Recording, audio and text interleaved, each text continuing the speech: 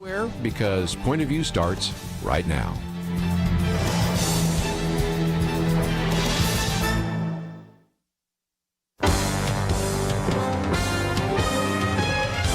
Across America, live, this is Point of View.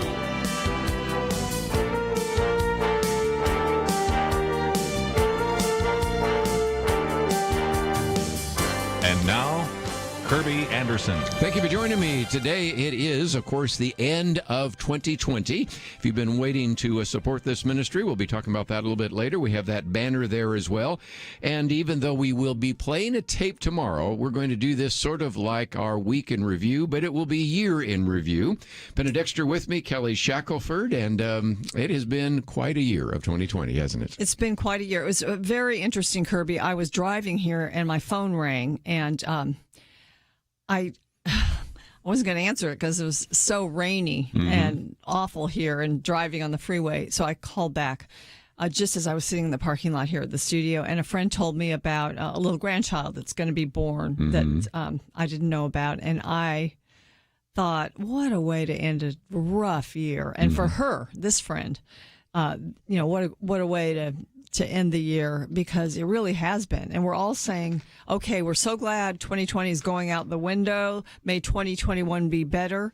And, I think we've got perhaps some trials before it does get the way we would like it to be. But we just have to know, whose we are. Yes. Well, and as you just point out, Facebook is going to have a video that I've got coming out here, and I kind of talk about the fact that it was where we took the worst of all sorts of years and packed it in here, because it started with an impeachment that reminded us of 1998 I almost forgot about 1974, and then it went to a pandemic that reminded us of 1918, and then it was an economic downturn that reminded us of 2008 and 2009. Then we had riots in the streets, and that reminded us of 1968 and 1969. Then finally we ended with a contested election that reminded us of 2000. So we packed it all in. Victor Davis Hanson calls it Annus Horribilis, which is Latin for a horrible year. And Kelly Shackelford, probably that would fit, wouldn't it? Yeah, I mean, I think everybody has to look at it their own way, right? I mean, a lot of people, it was a great year, right? I mean, their kids were home, their family was more together than ever before. If they didn't have any health incidents or whatever else, it could have been a really great year in certain ways. But knowing that it was a for some people, it was a tragic year, right? With both work or maybe losing their business or maybe losing a family member. So I know it was different for everybody. I just think, as Christians, there are no really things that we would necessarily call a bad year, because with Christ, all things can be made new and better. And so, I mean, I think the mindset is more important.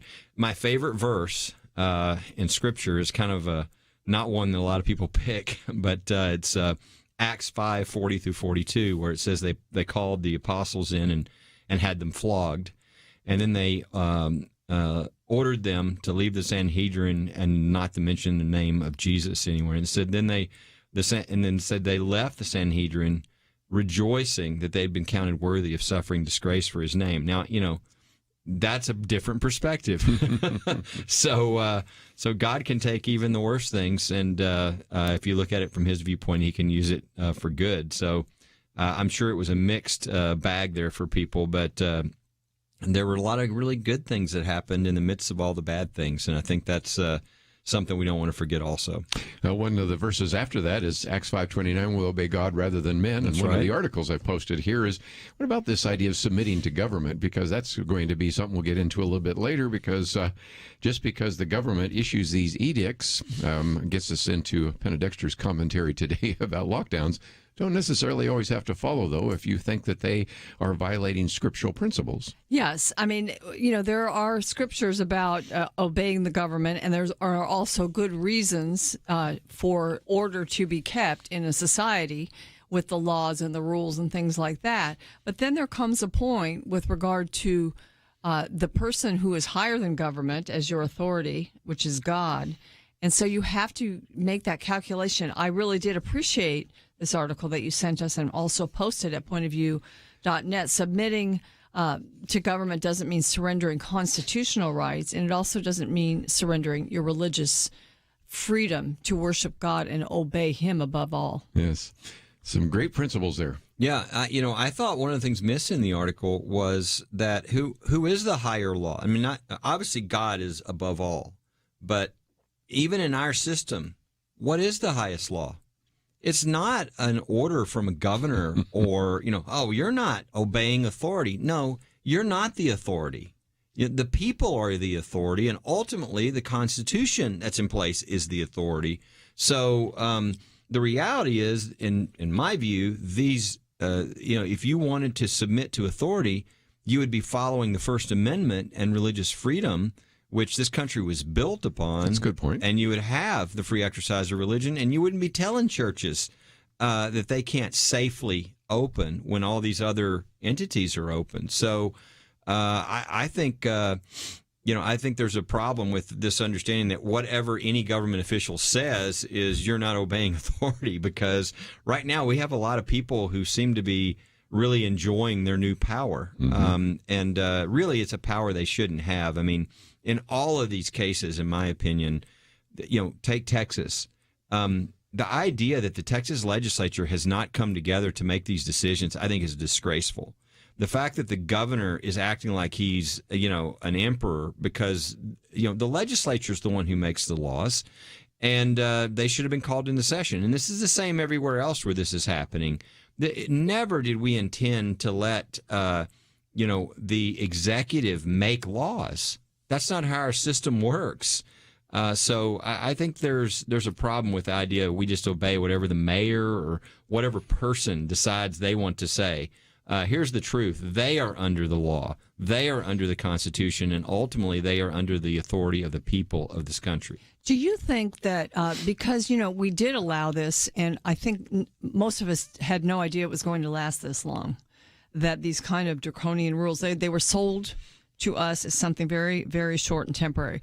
Do you think we've learned a lesson about this, that you would call legislatures into session, you would call Congress, you would get the lawmakers involved without the executive having all the power, even if you think it's going to be short term, because we've been burned? I wish, I'm worried, Penna, that it's the opposite, that people now think this is kind of how things work. Well, that's the way it feels. Normalization. That's the way it feels. But here, this is going to be really fascinating. What happens in January when all the state legislatures come back into session? Okay, what happens in Texas? Well, I can tell you what a number of the bills I know in Texas and I know in a number of these other states is they're going to change the law on this so that no governor can do this. Right. Now, will that pass? Well, it should. I just want Jeff Leach, who's a state representative.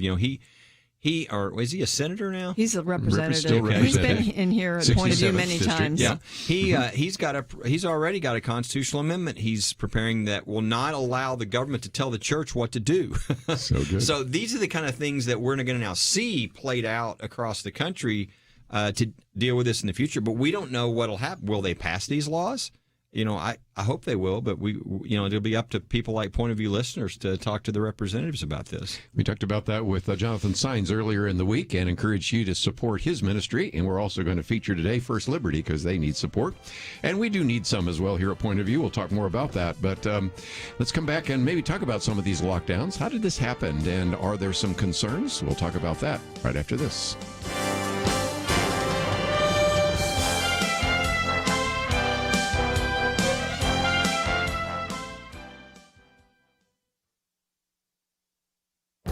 This is Viewpoints with Kerby Anderson.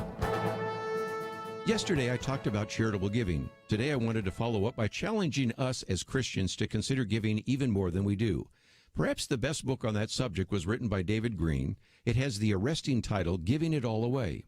He is the founder of Hobby Lobby and tells the story of his success and calls for Christians to give generously to churches and other ministries. He and the rest of his family have been on my radio program. We often talk about Hobby Lobby, the Museum of the Bible, and even their court case that went all the way to the Supreme Court. Most people know that Hobby Lobby is closed on Sunday. They may not also realize that their stores close earlier than other stores. That means they're only open 66 hours a week and compete with stores open many more hours. David Green did so that his employees can spend more time with their families. Hobby Lobby also pays its full-time employees well. Back in 2009, they raised the base pay to $10 an hour. The next year, they tacked on another $1. The next year, they did it again, and then again. That is another reason why the Green family values their employees. I asked David Green if he ever imagined that he would have to sue the federal government. The thought never crossed his mind, but he did so when the HHS mandate would have required them to provide abortifacients for their employees. Much of the book focuses on giving and challenges Christians to engage in the adventure of tithing. He has 3 principles they use and encourage others to implement them as well. First, set your criteria. What are you going to fund? Second, set your giving amount. Give the first fruits, not what is left over. And finally, set fire for the future. He also has thought quite a bit about how to make generosity generational. His book is certain to spark your interest and encourage you in giving. I'm Kerby Anderson, and that's my point of view. Go deeper on topics like you just heard by visiting pointofview.net. That's pointofview.net.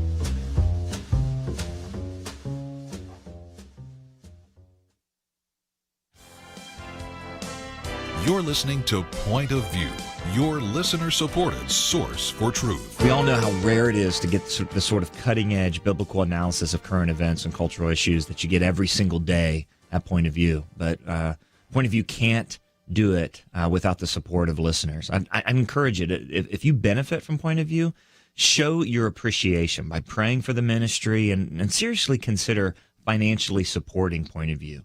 The church needs what it provides. John Stone Street of the Colson Center just talking about, again, the importance of supporting Point of View. And if you have not had a chance to join with us, we would encourage you to do so. I've been really heartened by the number of contributions I've seen coming in this week.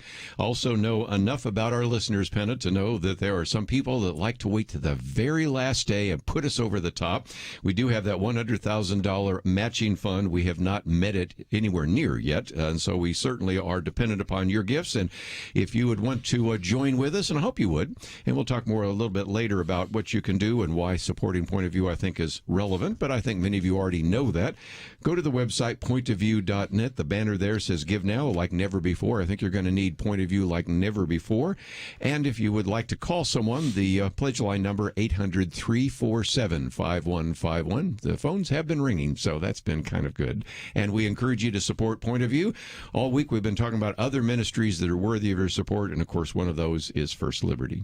It is, and I would say that that's one thing when you have sort of some kind of a disaster or a trial, and certainly with COVID that's been so all-encompassing to all of society, the ministries, the churches, the groups, the people that are able to operate and serve the public and make things better, or maybe they shift a little bit to find a way to do that, are the ones that, they rise up in importance in people's minds. And I think that's what's happened with Point of View, because we're able to give out truthful information about COVID that was very much based on constitutional principles, based on trusting God, but also based on practical safety solutions. And so I think we gained a lot of extra trust that, we were already a trusted ministry. We gained some.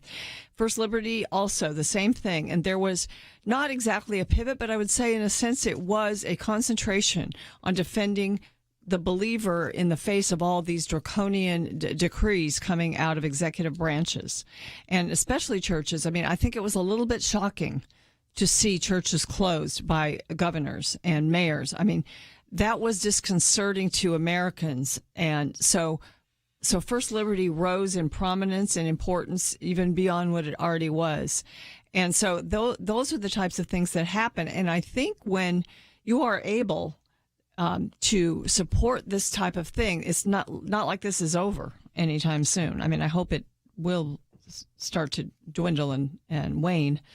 But that's the one way you can help. A lot of you can't really do much else but protect your own family.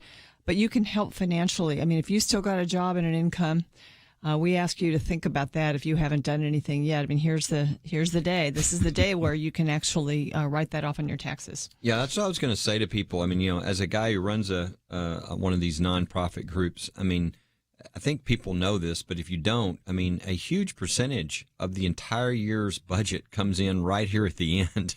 And this is the last day.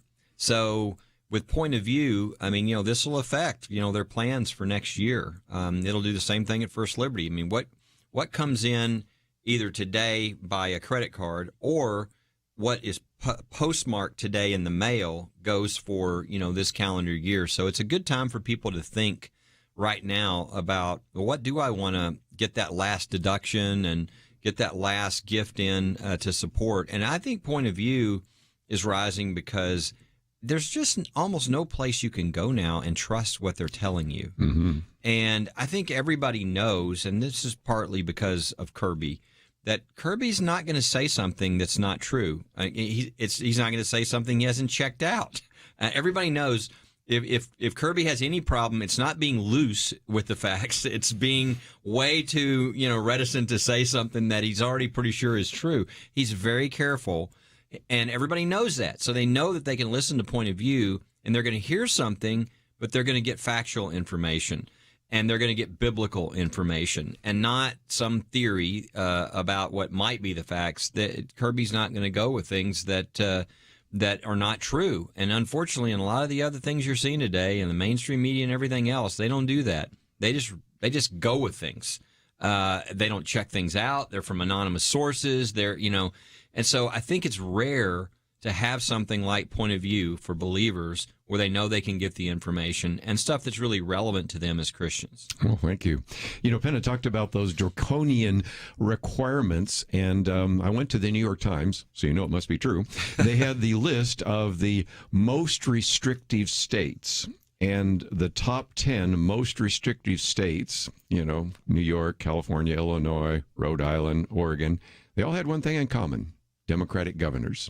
And so, Penna, you've been writing about this idea of a lockdown, and I understand that some of these states, in particular California, are really struggling right now with some of this, but the answer of having a lockdown is not necessarily working, because some of these states that have had very extreme lockdowns still have had surges.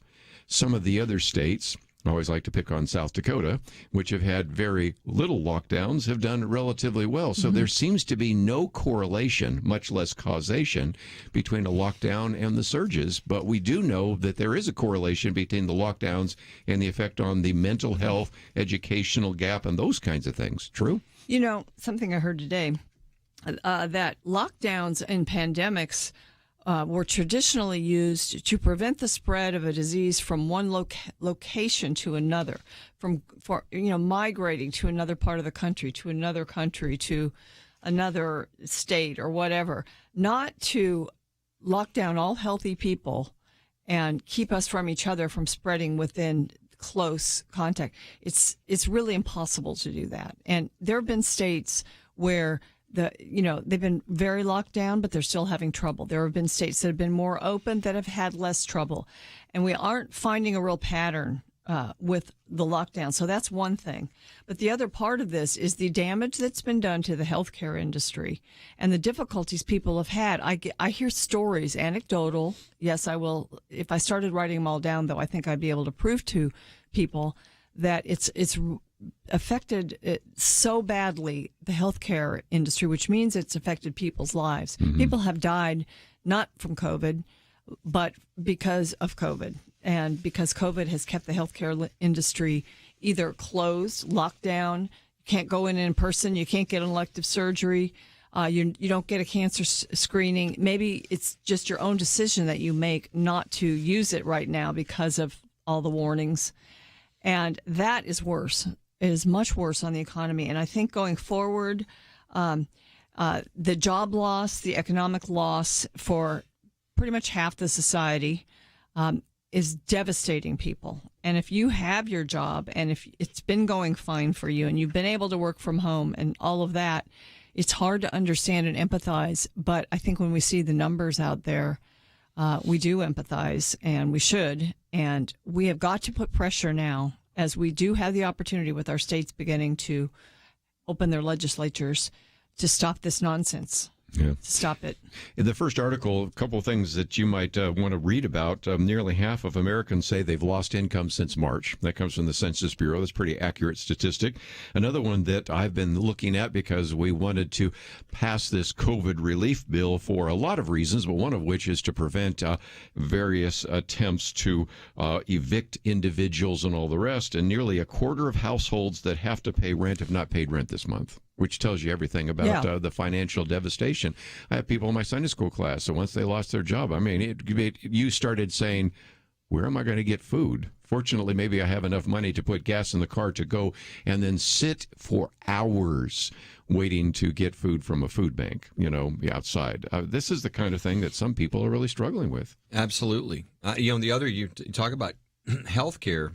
I think the biggest hit that's occurred to healthcare is what's happened to our doctors and their reputation. I don't mean our local doctor. I mean, what Anthony Fauci has done to our country, I think, is so damaging, and nobody's really talking about this. We used to could trust scientists, doctors, et cetera, because they didn't say things if they didn't know them to be true. That's all changed. I mean, Fauci has been a politician, pretending to be a doctor. So he says things and then they're wrong. And then he comes back and says the opposite. And then now even recently he said he intentionally lied to the American people because they weren't ready for the truth. That's not what scientists do. That's not what doctors do. People are not going to trust what they say. And I think that's really damaging to our healthcare industry as well.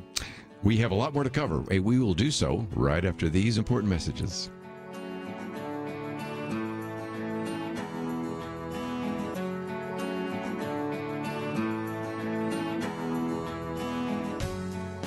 Few things in life are guaranteed, but here's one that is. When you invest in Point of View Radio today, whatever you give will be doubled up to a total of $100,000. But again, that's only today before the clock strikes midnight. 2021 promises to be a year of challenges where listeners like you need to be informed and equipped to be difference makers in your community and in the nation. For almost 50 years, Point of View listeners and supporters have been making a difference, and this is a chance to have double the impact. Please, stop for a few minutes right now and invest. Give as generously as you can and enable Kerby and Point of View to enter the new year strong with wisdom, facts, insight, and truth. Visit pointofview.net/year-end or call 1-800-347-5151. Double your impact when you give before midnight tonight. Pointofview.net/year-end and 800-347-5151. Point of View will continue after this.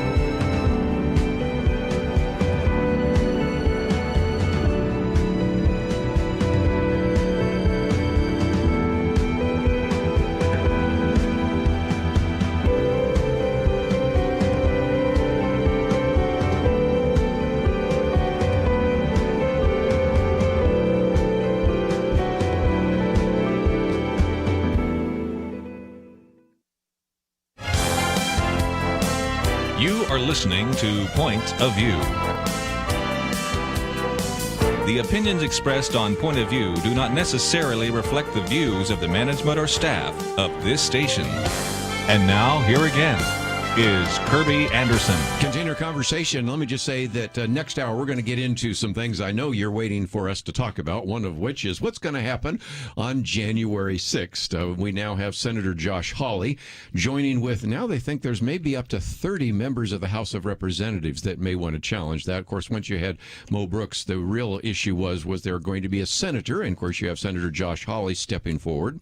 Yesterday, you might remember, we had a caller that called in talking about how they were in Texas asking for an immunization registry because they wanted to put together a database to find out who is going to be actually immunized and who is not. And we're going to get into one of the articles about is there a possibility that you'll have to have a COVID-19 vaccine passport and all sorts of other things. So a lot of that's going to happen in about a half an hour. But just before we went to the break, we were talking about, of course, these lockdowns.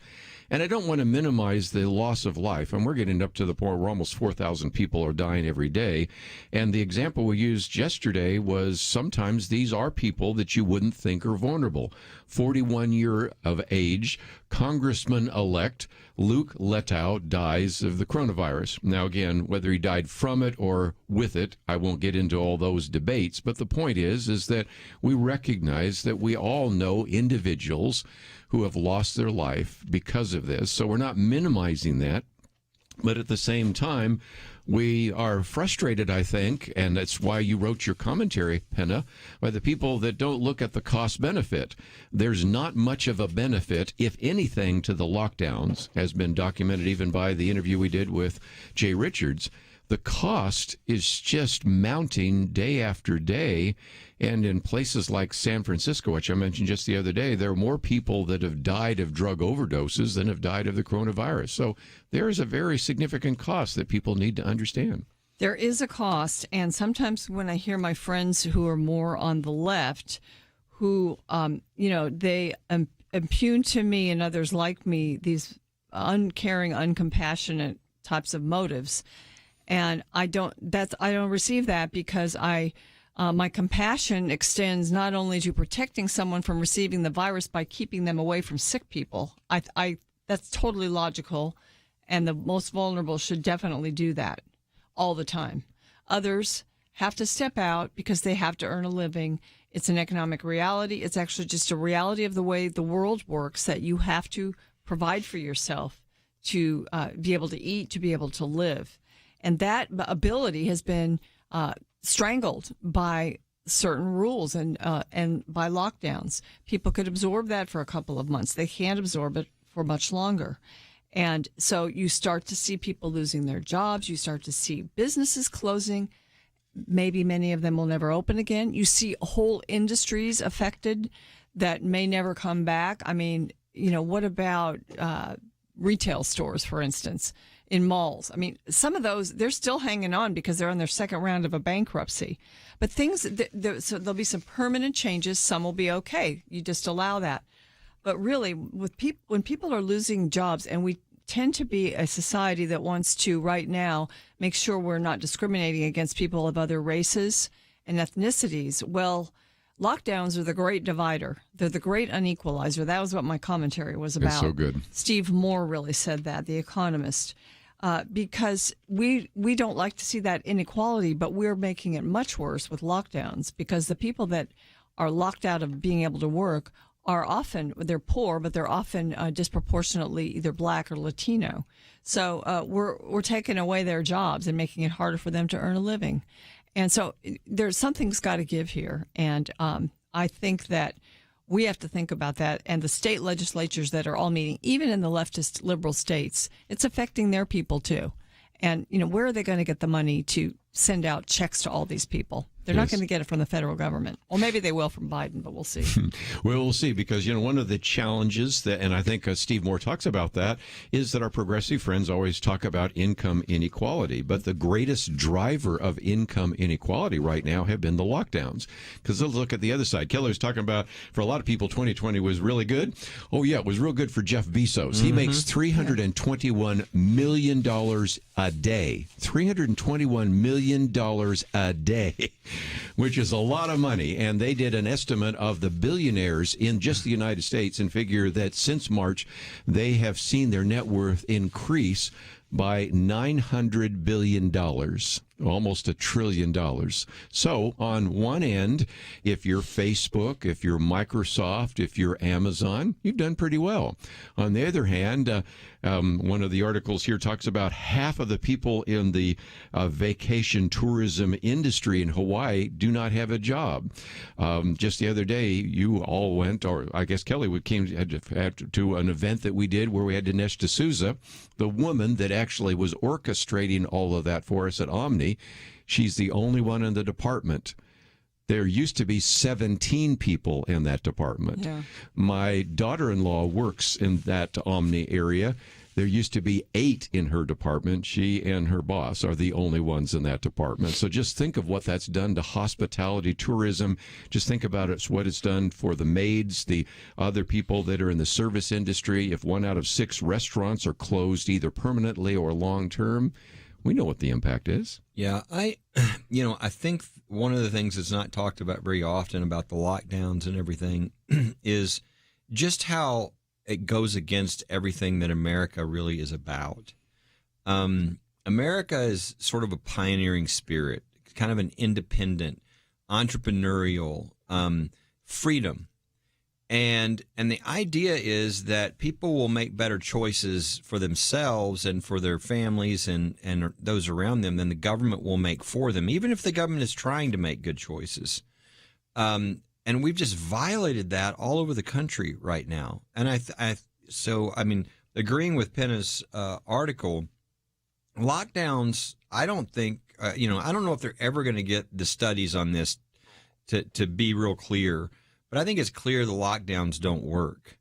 And the reason they don't work is it reminds me of a study they did on stop signs and how that actually if you took away, the study showed that if you took away, a lot of places in the United States, if you took the stop sign out and you put a roundabout instead, that the safety increases was dramatic. Mm-hmm. Why?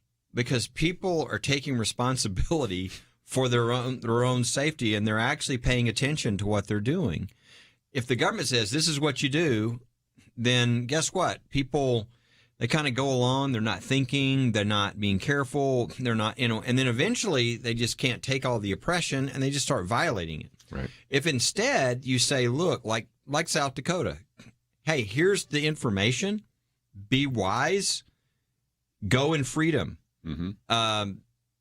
I think generally that is the way, that's the way we've always done things in America. And what we've just been going through is a violation of all that. And it really cuts against the very character of who we are. We believe in freedom and that people have responsibility for their own lives. And really, we've really kind of shucked that in a lot of these states around the country. I think one thing we will be able to study, and this goes worldwide, is that when you have lockdowns and then you lift the lockdowns, often the virus increases, and that you would see that would happen. You would kind of expect that, and then it increases and increases, and so really you end up with the same number, or you probably don't increase or decrease the number of people that get the virus. It's just you move it around. Mm-hmm. And so when countries begin to look at that, we kind of knew that was the principle that was told to us at the beginning, not to decrease necessarily the numbers of people that would get it, but to make sure the hospitals could handle the ones that got really sick.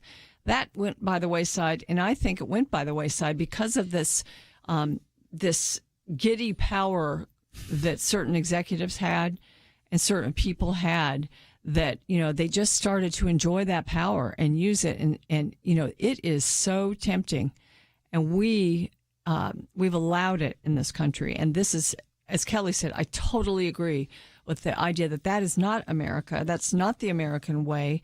And we've let it go on too long. We better not let it go on too much longer, because there are a lot of bad things that are going to happen to our freedom. You know, it's there's a, I don't remember the quote. I remember it was a Brandeis decision where he basically says, be most afraid of the government when they have good intentions. And it's the old deal. We're the government and we're here to help you, run. I mean, when you hear that, I mean, that's the most dangerous time. And this is why people feel like they can do whatever they want to do. It's sort of if you feel like your intentions are good, it's sort of like the ends justifies the means. You can do whatever. And which is why, there's just no thought of locking down, churches. Well, you know what? That's kind of a First Amendment issue you might, be thinking about. Well, no, we've declared them non-essential. Well, no, you don't have that right. I'll give you the quote from Louis Brandeis. I just looked it up here. We'll do that right after we come back from our break. We'll be back in just a moment.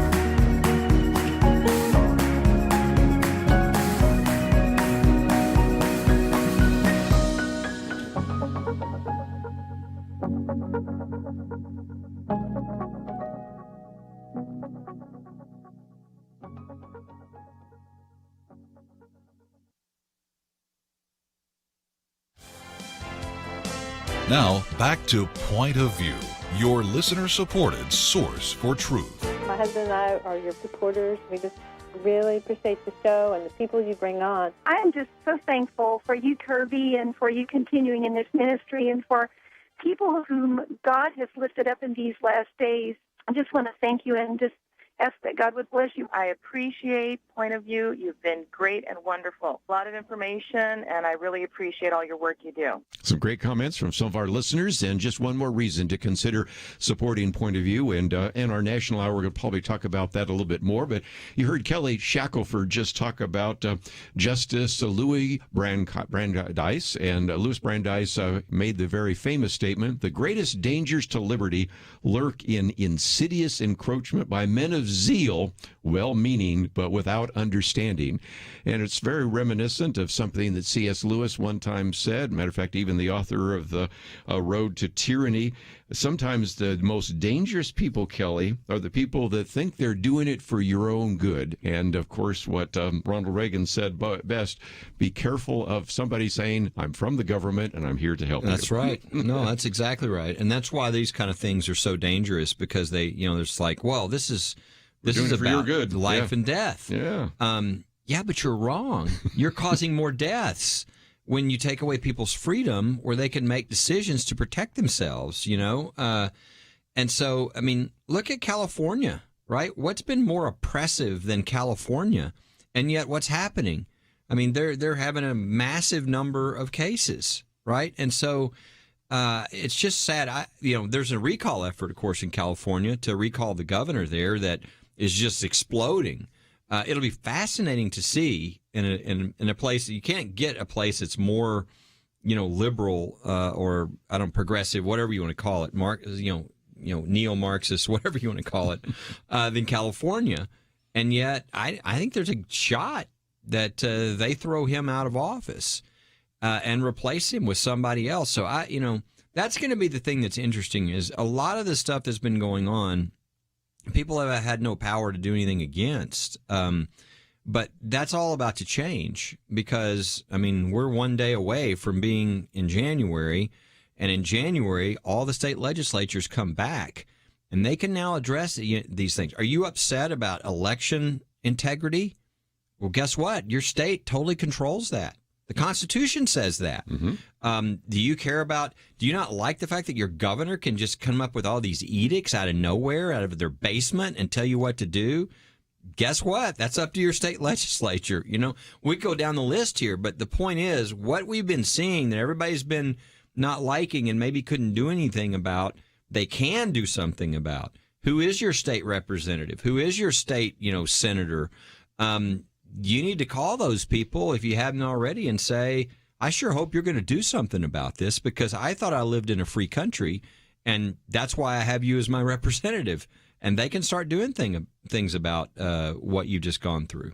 And the good news is that actually the state legislatures across the country as a total became more conservative. More right. Republicans were elected. So it's not like you don't have troops out there to represent you, and we need to take full advantage of it.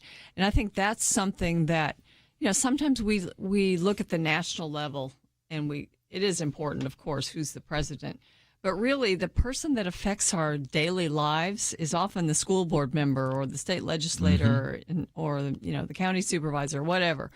So, we can have more control over our lives than we think we can. And if you lose it, if you don't use it, sometimes you'll lose it. So we need to use it. Yeah, and if you're listening, if you don't feel like your representatives are representing you, then maybe you need to run for office. Mm-hmm. A lot of these local elections, if your church got behind you, you'd have enough votes to win. A lot of these local elections it's just not a huge turnout. It's not a huge number. And I know a lot of people that's how they started, and now they're at pretty high levels because they had enough of what they were seeing and they wanted to make a difference.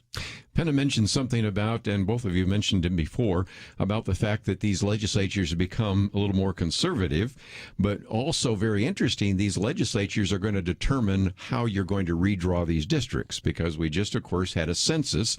And this is intriguing because you see that New York is going to lose 1 or 2 seats from the House of Representatives. So sad.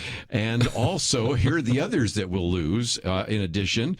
And California is going to lose 1. Rhode Island, Pennsylvania, West Virginia, Ohio, Michigan, Illinois, and Minnesota. Most of those tend to be blue states. West Virginia is one exception.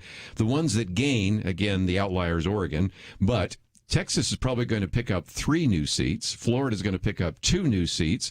And then you go through North Carolina, Colorado, Montana, Arizona, Oregon, all going to gain 1 as well. Now, there's a couple things about that. First of all, since you have Kelly Moore Republican legislatures, which was something that Eric Holder was trying to prevent and lost badly on, these Republicans are going to draw those in such a way that it becomes even more likely that you will have a Republican-controlled House of Representatives in 2 years. Yeah, it's going to be a huge shift. I don't think people realize what's going to happen.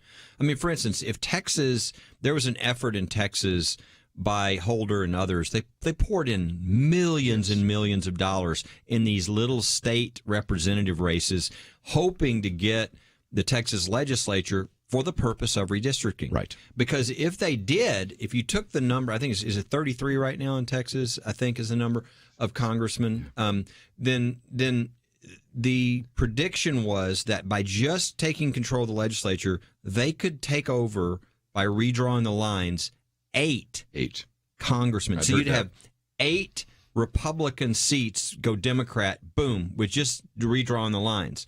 So that's how big this was. Well, as Kerby, as you just mentioned, you've got all these seats. Number one, these more conservative states, more Republican states, are picking up seats. So that will add. But then the redrawing of the lines all over the country. I mean, all over the country. With I don't know if is it 38 legislatures now out of 50? It's high, whatever it is. It's in the 30s. Yeah. It's the highest it's ever been. That there never been that number of legislatures controlled by Republicans. It's the greatest ever, and they're going to be the one drawing these lines. So that's going to shift a number of seats, and Nancy Pelosi is already going to have the closest margin. The minimalist type of margin, I think it's in, I don't know how many years exactly, but it is a long, long time. And so what people would expect, again, let's say we got election contests coming up. So, I know many people are praying that Trump is still president, right? After the election contest. If Biden is president, though, what would most likely happen 2 years from now is a massive sweep, because whoever's in power, the opposite party picks up seats, and all the redistricting, all that's going to hit at once, and there would be a massive really takeover of the U.S. House by the Republican side in that election. So that's kind of what the Democrats would have to look forward to if that all did happen, and I'm sure they're aware of that. That's why they focus so much on these state races and trying to get these state houses, and instead they lost 4 houses, 4 Congresses. So that's something that people can keep their eye on, because I think 2 years from now, no matter what, you're going to see that shift, I think, towards the Republican side in the U.S. House. Well, we're going to take a break, and when we come back, we'll get into what's going to happen. We'll look a little bit, of course, in Georgia on January 5th, but the big issue we'll talk about is January 6th. And, of course, now we have a senator. Josh Hawley says, okay, I'm going to raise that question, and now you have one in the House and one in the Senate. Of course, you have quite a few in the House, and that creates a debate, and we're going to talk about what that means and what might happen. So it's going to be interesting. As we go to a break, great time for you to give us a call, 800-347-5151, or visit the website, pointofview.net. We need your financial support, and we'll be back right after this. Few things in life are guaranteed, but here's one that is. When you invest in Point of View Radio today, whatever you give will be doubled up to a total of $100,000. But again, that's only today before the clock strikes midnight. 2021 promises to be a year of challenges where listeners like you need to be informed and equipped to be difference makers in your community and in the nation. For almost 50 years, Point of View listeners and supporters have been making a difference, and this is a chance to have double the impact. Please, stop for a few minutes right now and invest. Give as generously as you can and enable Kerby and Point of View to enter the new year strong with wisdom, facts, insight, and truth. Visit pointofview.net/year-end or call 1-800 347 5151. Double your impact when you give before midnight tonight. pointofview.net/year-end and 800-347-5151. Point of View will continue after this.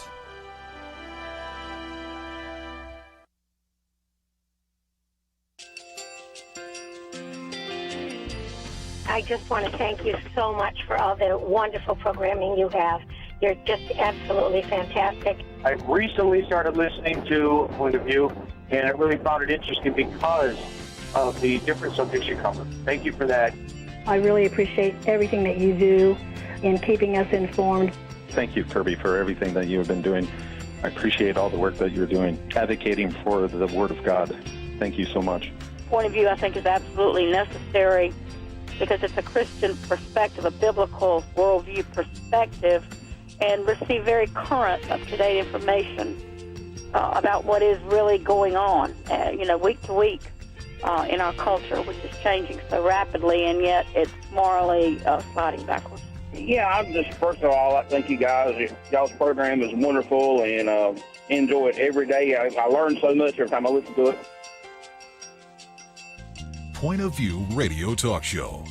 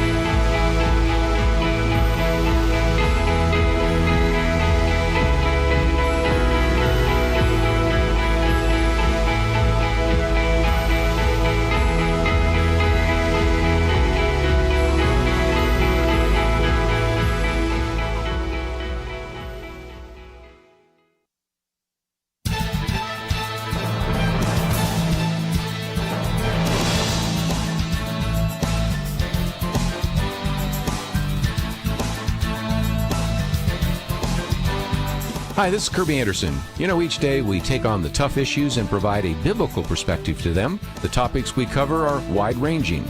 Apologetics, theology, prophecy, creation and evolution, intelligent design, marriage, family, child-rearing, the millennial generation, friends and society, politics, economics, business, religious liberty, the Constitution, public policy, foreign policy, military policy, tensions in the Middle East, abortion, homosexuality, pornography, sexual ethics, media, technology, history, and America's godly heritage. We talk about anything that affects your faith, your family, or your freedom. So don't go anywhere, because Point of View starts right now.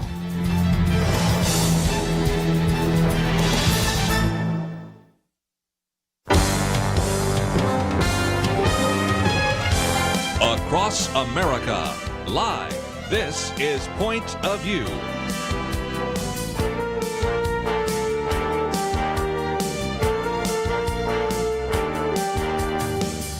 And now, Kerby Anderson. Thank you for joining me. It is the last day of 2020, and we're so grateful that you could join us today.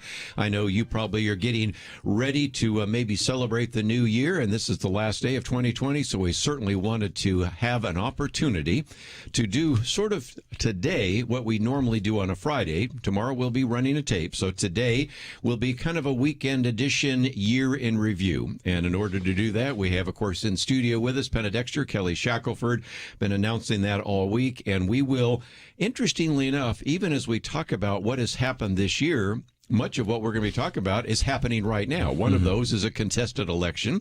You will see that we have posted an article about Senator Josh Hawley, who's now stepped forward and says, in addition to a number of members of the House of Representatives that come January 6th, they're going to raise questions about the election when they come and count the votes of the Electoral College. So we'll talk about that. Of course, the day before, we have an election in Georgia, and we have some very concerning information about that as well. We also have some other articles that we've posted. One on this idea of a vaccine passport. I mentioned a little bit about that yesterday, but now the mounting amount of evidence suggesting that if you want to travel, you will need this. There's an Israeli travel company that will require individuals to have proof of vaccination. Yesterday I mentioned in Spain they are creating a register, and that registry will actually be of people that did not take the vaccine, and they will also in Spain be sharing that with the other EU companies. So you can see that. I've got one that's actually being done now in the state of Texas, which we'll talk about, and then a number of other articles that we've posted that I think you're going to find very helpful. So, Penna, been a very difficult year of 2020, but at the same time, we certainly want to try to cover all the things that have happened and what's even happening this week. Well, it has been a difficult year, and I think one of the articles that you posted, you just didn't mention just now, but why 2020 really was the worst year ever. And, you know, we've talked about some of the silver linings, and we can talk about some more of that. Maybe listeners can talk about their silver lining if they have one. But it was a bad year, and I think the people that are doing, you know, the maybe half of the country that's doing well, you know, we've got a half of the country that's not doing well, that maybe has lost their job, that maybe has not been able to pay their rent or even have enough food on the table. And there are many things that happened. We had great things in the economy that were showing up before the pandemic hit, and some of that went away. The stock market did not go away. In fact, the stock market did better. So, but it was a bad year in many ways, and I think that, you know, that's probably the first thing we should do is acknowledge that, because if you don't, then people will say you're Pollyanna, or they'll say you only care about those that are, you know, the successful, the producers in the economy. And really, I think the other argument to that is, and we talked about lockdowns in the last hour, is that the cure can't be worse than the disease. Mm-hmm. And some of the lockdowns are a cure that are worse than the disease. And if they're allowed to continue, they're going to cause more disruption and poverty and other things. I know a lot of people want to hear about, of course, what is going to happen next week, but let me just mention that first article does remind us that nearly half of Americans said they have lost income since March. That comes from the Census Bureau. You have, of course, anywhere from 3 million, maybe even as many as 6 million individuals, but 3 million households signed up for SNAP, which, of course, is the Supplemental Nutritional Assistance Program, which is oftentimes called food stamps. 1 in 6 restaurants are closed either permanently or on long term, and about a quarter of the households where they pay rent have not been able to pay rent this month. So I am not at all minimizing that, nor are we. And this is why I wanted to post this article, because Reed Wilson, who I quote from time to time, this one is in The Hill, does a pretty good job of summarizing some of those facts and figures and reminds us that even as we are coming to year end and encouraging people to support this ministry, I recognize that some are saying, if anything, I need help. And we certainly want to encourage you to pray for us, but also let us know. Maybe we can pray for you. But for those of you that have that ability, we have been very encouraged by the number of people that have supported this ministry. We have, and I think part of that is because we try very hard, work very hard here at Point of View to make sure that what we communicate to people is responsible and true, and not necessarily just meant to gin up emotions, but instead to really help people look at the world in a way that's helpful and through the wisdom that God gives us. And that's what we try to do here at Point of View. And it's actually been, I think people have really responded to that this year, especially during this pandemic and the other things that have happened.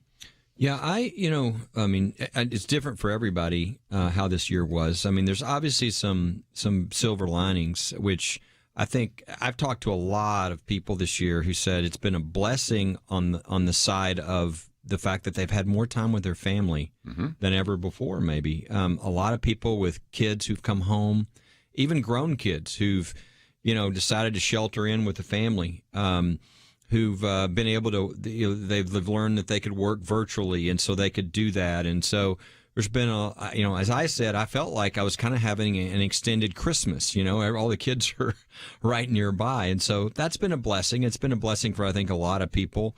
I think it refocuses people on what's important. And, obviously people who've lost someone or their job being lost, all these things, are devastating.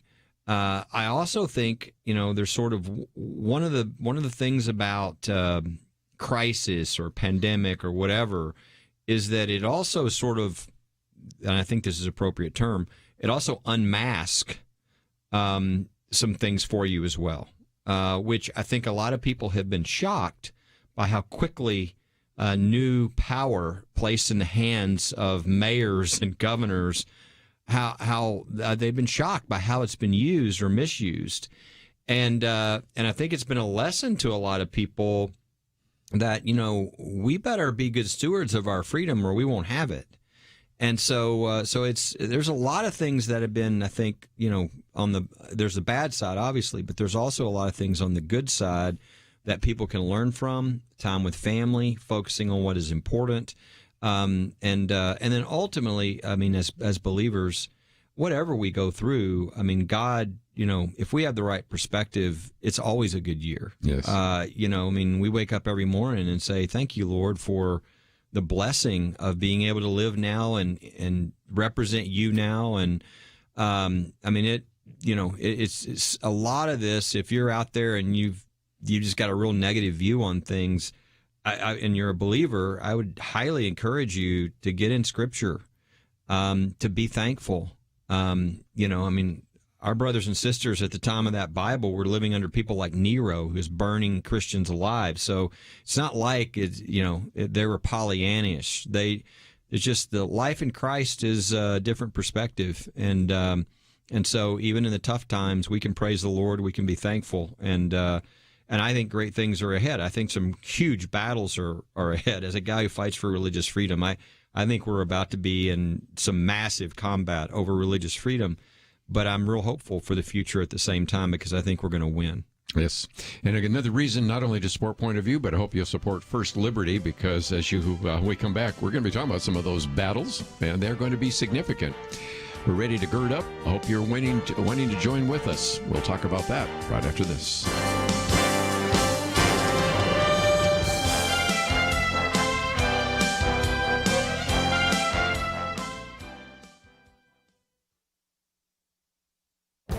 This is Viewpoints with Kerby Anderson. Yesterday, I talked about charitable giving. Today, I wanted to follow up by challenging us as Christians to consider giving even more than we do. Perhaps the best book on that subject was written by David Green. It has the arresting title, Giving It All Away. He is the founder of Hobby Lobby and tells the story of his success and calls for Christians to give generously to churches and other ministries. He and the rest of his family have been on my radio program. We often talk about Hobby Lobby, the Museum of the Bible, and even their court case that went all the way to the Supreme Court. Most people know that Hobby Lobby is closed on Sunday. They may not also realize that their stores close earlier than other stores. That means they're only open 66 hours a week and compete with stores open many more hours. David Green did so that his employees can spend more time with their families. Hobby Lobby also pays its full-time employees well. Back in 2009, they raised the base pay to $10 an hour. The next year, they tacked on another $1. The next year, they did it again, and then again. That is another reason why the Green family values their employees. I asked David Green if he ever imagined that he would have to sue the federal government. The thought never crossed his mind, but he did so when the HHS mandate would have required them to provide abortifacients for their employees.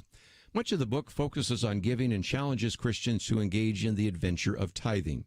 He has 3 principles they use and encourage others to implement them as well. First, set your criteria. What are you going to fund? Second, set your giving amount. Give the first fruits, not what is left over. And finally, set fire for the future. He also has thought quite a bit about how to make generosity generational. His book is certain to spark your interest and encourage you in giving. I'm Kerby Anderson, and that's my point of view. Go deeper on topics like you just heard by visiting pointofview.net. That's pointofview.net.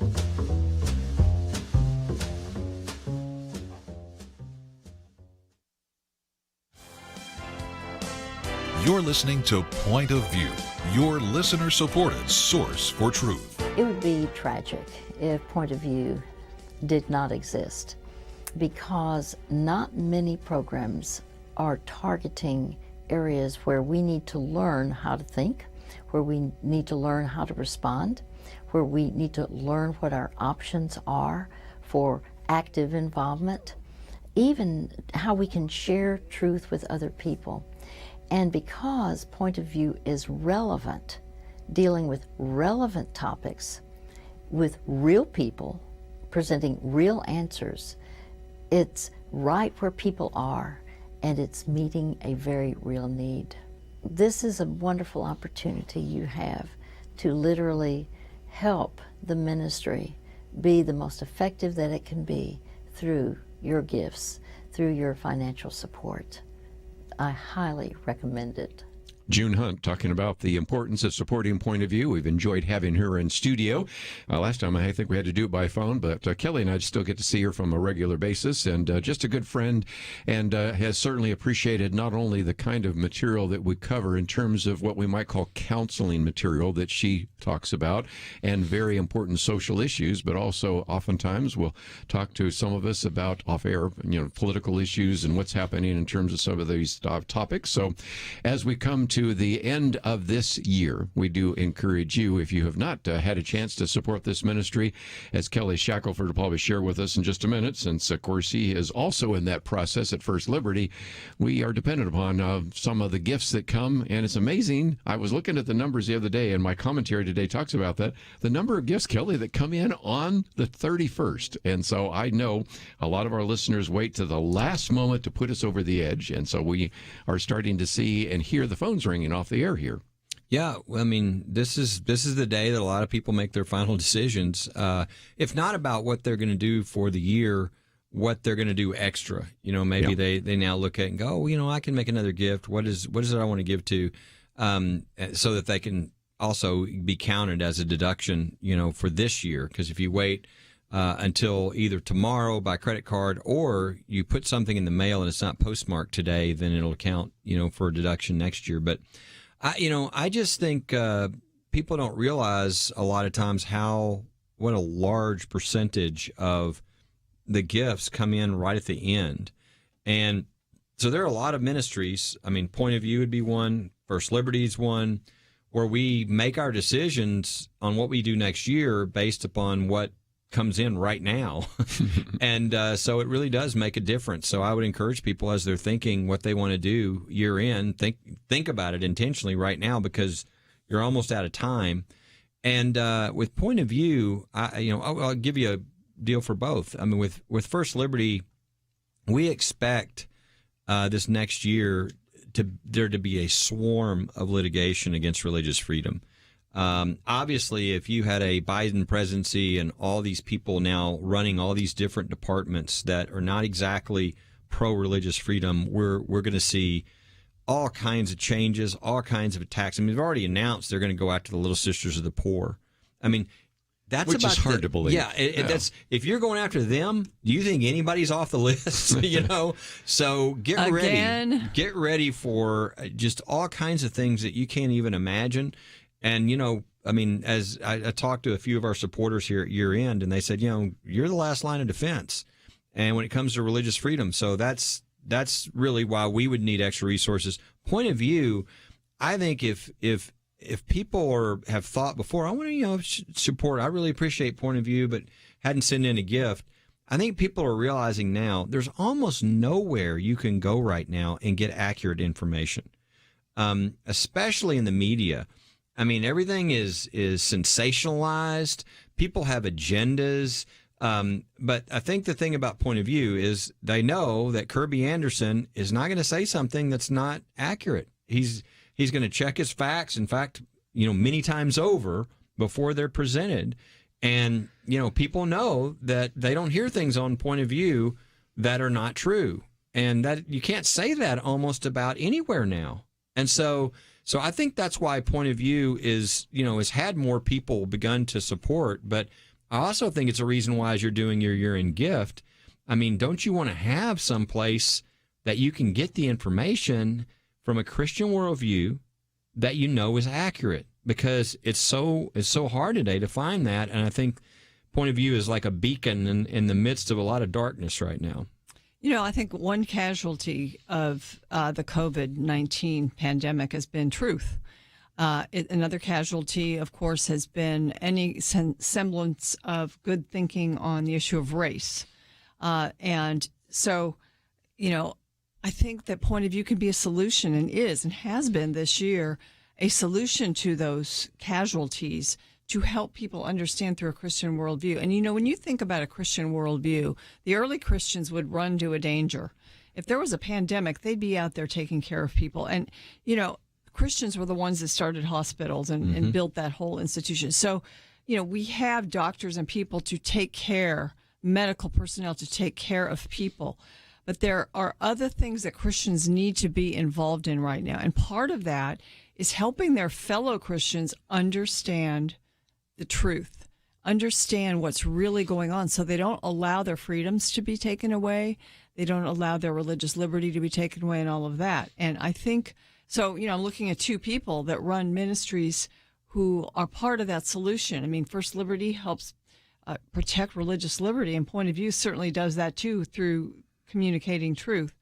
But the truth that's reliable, as Kelly said, that's rooted in the Constitution and the Bible. It's so important right now, and we are losing it. I mean, this whole generation is not taught much truth in school. So, it's too bad that we don't have a bigger reach, and I think part of people supporting Point of View would help in that area, but also just help us to do a quality job and to continue our ministry. Why shouldn't Point of View, it's on like 200 and something stations, why shouldn't it be on 400 and something stations, 500 stations? I mean, think if you supported it, it could be on many other places around the country so that people could get the information. And some people are like, well, how do I do that? You can go to pointofview.net. And you can donate right there online. You can go to First Liberty. You spell out the words firstliberty.org, and you can donate to First Liberty. And then Point of View, I think, even has phones where people can call today, Kerby, as well. So I'll let you give that out. But you can call and talk to somebody and just do it right now if you want to. I love to hear the phones ring out there. It's 800-347-5151. I work with another ministry where if somebody gives, it dings. And when you hear a ding, it doesn't mean an angel got its wings. It means that there's a donation that came in. So that is an encouragement there as well.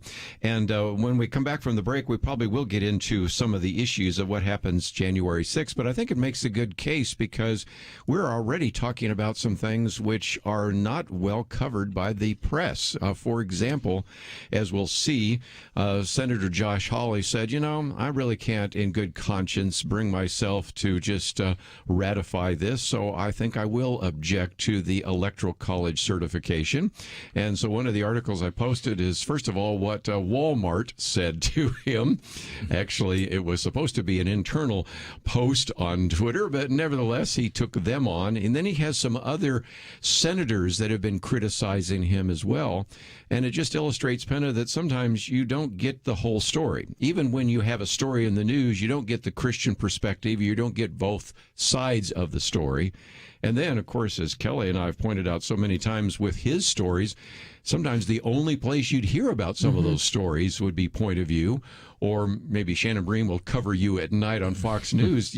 There are some things that you only hear on Point of View and hear nowhere else. That's right. And, as far as what Josh Hawley and what's happening on the 6th, if you read many major media outlets, newspapers, Washington Post, New York Times, all of that, or watch mainstream network television, you think that's something very irresponsible, wacky that's being done, but it's actually a constitutional process that's going to be taking place. It's taken place before, and it will play out.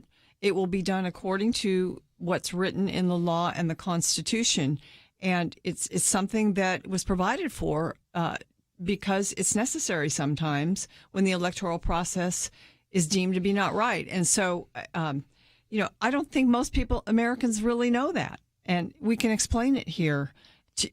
We can explain it. We can tell people that this is, don't worry about it. It's going to play out according to our Constitution. What a privilege to have a constitutional lawyer here. Yes. It's a reason that she should support Point of View, especially when Kelly's with us on Fridays. Today's, of course, a Thursday, and, of course, why you should support them and us as well. Kelly mentioned that phone number. We like to hear it ring every once in a while, 800-347-5151. That's 800-347-5151. It's kind of the pledge line. A little bit later, I will give a phone number so that you can make some comments on air. But when we come back, let's educate everybody about what will happen January 6th and what that might mean for the future of this country. We'll be right back.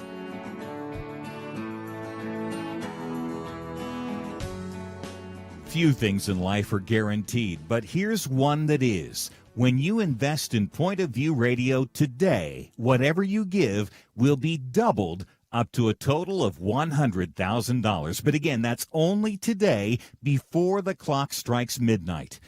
2021 promises to be a year of challenges where listeners like you need to be informed and equipped to be difference makers in your community and in the nation. For almost 50 years, Point of View listeners and supporters have been making a difference, and this is a chance to have double the impact. Please, stop for a few minutes right now and invest. Give as generously as you can and enable Kerby and Point of View to enter the new year strong with wisdom, facts, insight, and truth. Visit pointofview.net/year-end or call 1-800-347-5151. Double your impact when you give before midnight tonight.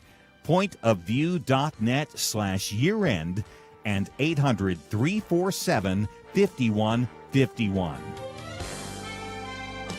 Point of View will continue after this.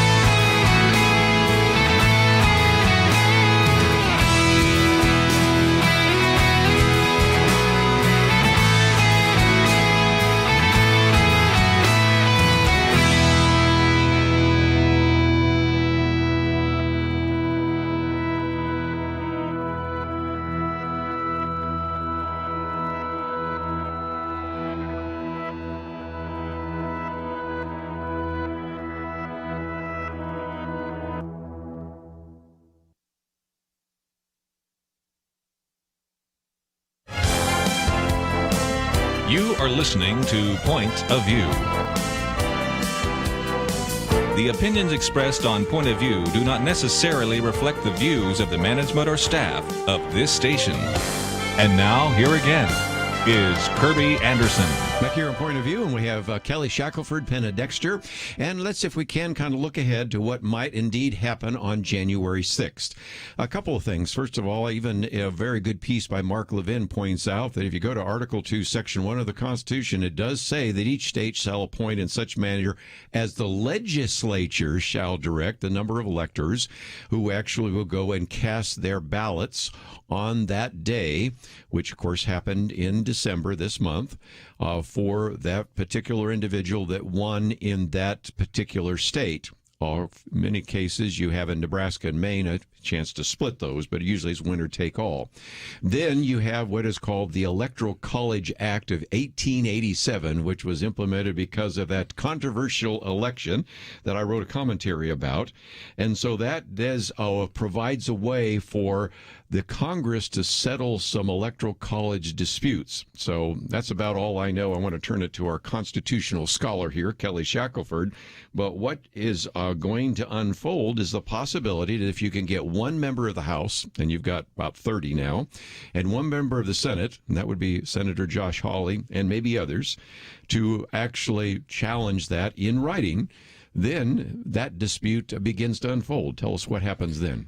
Yeah, the way it's set up is, and there are a lot of holes, to be honest, in the process. There's the 12th Amendment, which sets up things, and then there's the Electoral Count Act. And basically what happens is if one senator and one House member in writing object to the electoral votes, then what happens is it's a meeting that is occurring with a joint session of the House and the Senate. At the moment you have that objection, what'll happen is it'll start. Pence will be the one that is leading the proceedings. Someone will object. He will ask the question, do you have the objection in writing? When it's shown that there is in writing an objection from one House member and one senator, then at that point, the Senate and the House will separate into their own chambers, and they will then begin the debate over that and then the vote over that. Now, can I ask one question Yeah. on that? So is this done state by state? For No. instance, it's a lot of states, or just if one state's objected to, then you yeah. just go split up? Yeah, it'll be an objection to the state, to whichever states you want to object to. But are they all done together, or is it done state by state? No, I mean essentially what the way it's kind of designed is like the envelope, the letter arrives from each state saying the state of Georgia electoral votes. Now in this case, they're going to have two sets. Yes, they are. There's the first issue. They're going to have Biden's electors and they're going to have Trump's electors in those like 7 states because they did both.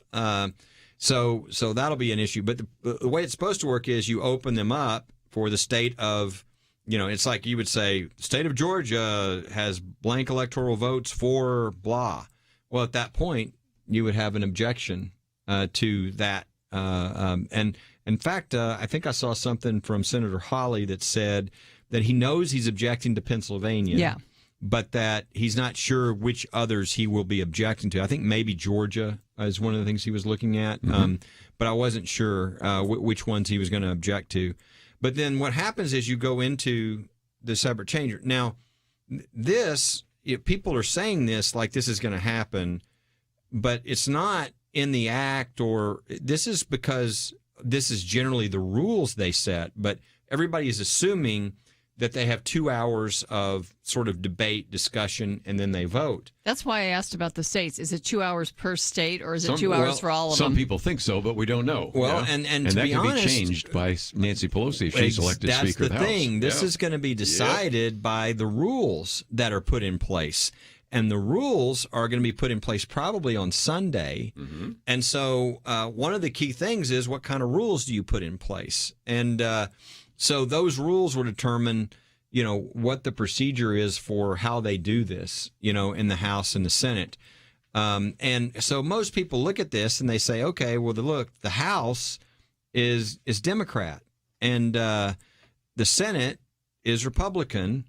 And so they're like, well, how can you overturn this? And So you would obviously need something pretty major to come up that people are not already aware of because they are, they don't have the numbers right now if you look at what people are saying. I think the key is, I think Josh Hawley, first, I give him a lot of credit, not just for this. I mean, we've been working on judicial nominations and things, and he really is, he's a younger guy, very bright, very articulate.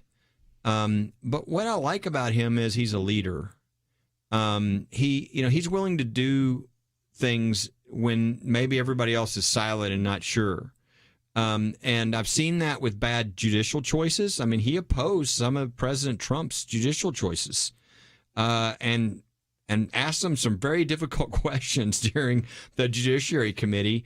And, when other Republicans were like, oh, I'm not going to oppose the president's nominee, when Josh Hawley was, well, if he's not any good, I'm going to oppose him. And so I appreciate that, and I appreciate this. He's, what he's said publicly about this, again, if you're a Democrat and you're listening, you're all upset that Josh Hawley is doing this. The Democrats have done this a number of times, by the way. Josh Hawley has said his main purpose is to get to these election issues so that we can make sure that people see what happened. And so maybe we can fix these things. And he says there's no way anybody's going to address these if we just scuttle them under the rug and nobody talks about them. And I totally agree. And part of the problem is I looked at some of the comments in the, from the other senators and stuff, and they're saying things that are just factually untrue. They're just drinking the Kool-Aid from one side, which a lot of people in this thing are doing. They're saying, well, all the court cases have been filed. None of the courts have found any merit to, 97% of the courts have not looked at the merits. They were not evidential hearings, right? Yeah, I mean, and to be honest with you, some of the evidentiary information is really incontrovertible. I mean, you can't even dispute it. What do I mean? I mean things like the Georgia lawsuit that was filed. The Georgia lawsuit that was filed on behalf of the campaign. What's happened is it landed in a court in Fulton County, and the law requires another judge from somewhere else to be assigned. And so they've just conveniently not assigned a judge for 3 weeks. So guess what? Nobody gets to look at the merits. Well, if you look at what they filed, and they have the evidence there, nothing in that complaint is not backed up by evidence and sworn affidavits. It's things like the 27,000 people, who voted in another state and voted in Georgia, which makes their votes illegal. It's 30-something thousand people who moved from one county to another and voted in the wrong county. Those are under Georgia law. Those are not allowed to be counted if it's like over 30 days. So there's just a lot of things that are very specific. The people who registered when they weren't old enough to register to vote, yes, and yet they counted those votes. I think it was like 66,000. Right? Any of these is above the 12,000 margin between one and the other. So under the law there, it's very clear. If you have that many illegal votes, you automatically have to throw the election out. Now, that sounds pretty radical, but that's what the law says. So now, whether you do that or not, most people have no idea. And so, Pennsylvania, the fact that they changed the law, the fact that in Georgia, the Secretary of State changed the law with regard to how they do absentee ballots. He doesn't have authority to do that. That's the legislator's prerogative. These are the things that Josh Hawley wants people to see and understand. This is a violation of the Constitution. This is a violation of how we do our elections, and this has to be addressed. And so thank goodness that somebody wants to talk about it at least, because otherwise most people, to be honest, wouldn't even, they haven't looked at the lawsuits. They don't know. I mean, I've looked at the lawsuits, and there are a number of major problems that have to be addressed. And we talked, earlier on some stations and in here about the state legislatures are all about to come into session in January. They will be the ones who can address these things.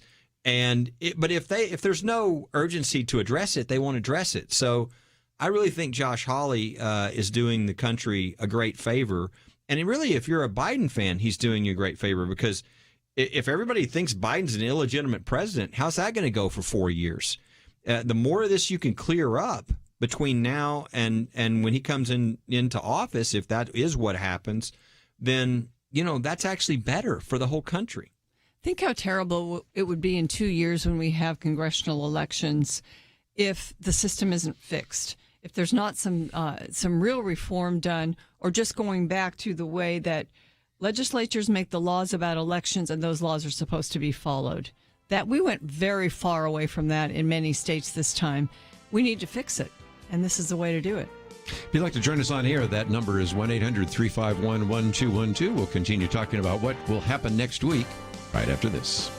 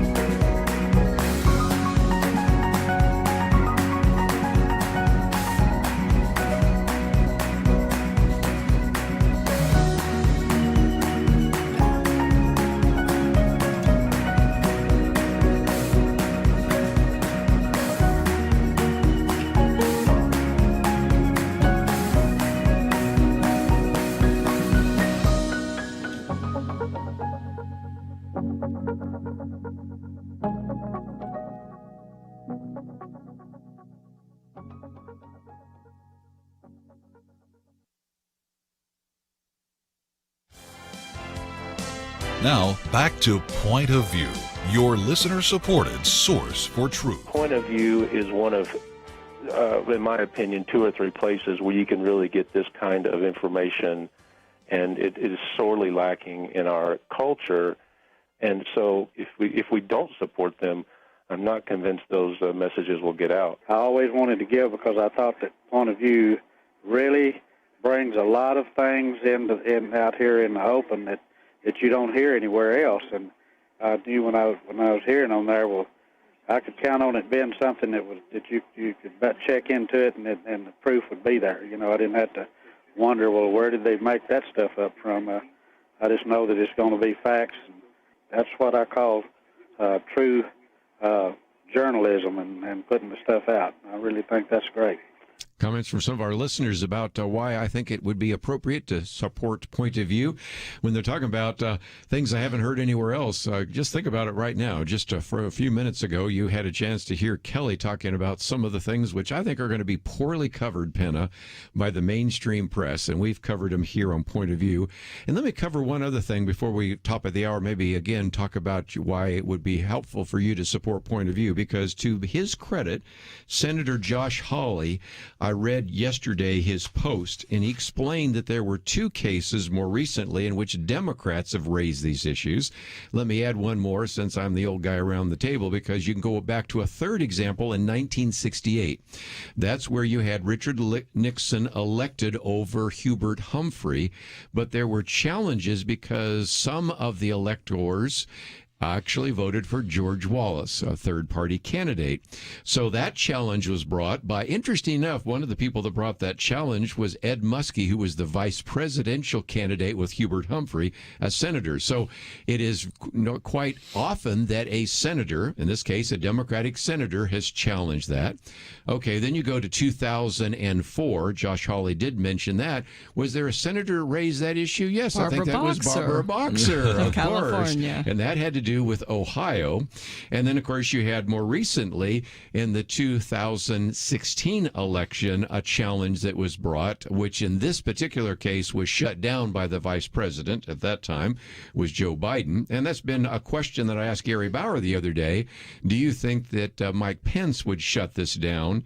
And he didn't have any special insight, even though his son actually works for Mike Pence. But I think Mike Pence may just simply say, look, we've got quite a number of members in the House and at least one, maybe more, members of the Senate that want to have this debate. So let's have the debate take place. So when people say this is illegitimate, it's a threat to democracy, if they said that when it was Democrats doing that, then I would accept their comment. But they were silent about that. And now, because it's the Republicans doing it, well, it's a great threat to democracy, supposedly. Here's another question. I wonder what you all think. And that is, a lot of Republicans are saying we shouldn't be doing this because this challenge is actually going to hurt the efforts of the two senators that are in the runoff in Georgia. And, I don't necessarily buy it, but there have been people that have said that, they don't like the way the elections were done in Georgia. And so they're going to boycott the election runoff, which is dumb. But some people are. There's one poll that says that people are doing that. Yeah, 55% of very conservative Georgia voters say they'll skip runoffs because of a rigged process. And that's from a poll, which I don't know if I accept all these polls. No. Right. But we did have Gary Bauer yesterday when he was on just simply say, look, even if you're concerned about that, you need to go vote. And you need to trust the fact that we're going to have more poll watchers in Georgia than we've ever had before. Oh, right, yeah. Kelly? There's not only massive numbers of poll watchers, but there's also hundreds of attorneys that are trained in election law that are going to be there this time. So, it's going to be a lot different, but there's no sense in not voting. That doesn't make any sense at all. I keep wondering if that's like, something paid for by the Democrats. Yeah, I do too. Yeah. Because, I have my doubts. It's like, are you that foolish to fall for that?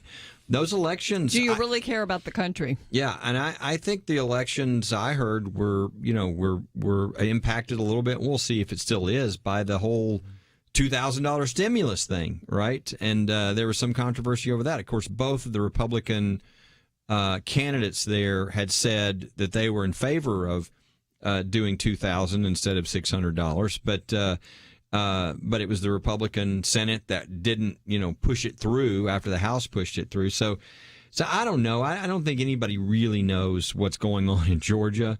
I do know that there's going to be a lot more eyes. I don't think that you're going to see a water leak in the middle of the night. I don't think that kind of stuff is going to happen this time. But it's really going to be a matter of how many people turn out to vote next week. And whether that's enough on the Republican side, whether that's enough to overcome what is probably clearly a Democratic advantage now in early voting. It's always that way. And who's going to turn out? Because it's allegedly not. It's like maybe 2/3 of what happened in the general election. Mm-hmm. So there's clearly it's a matter of turnout. It's a matter of who actually goes and votes.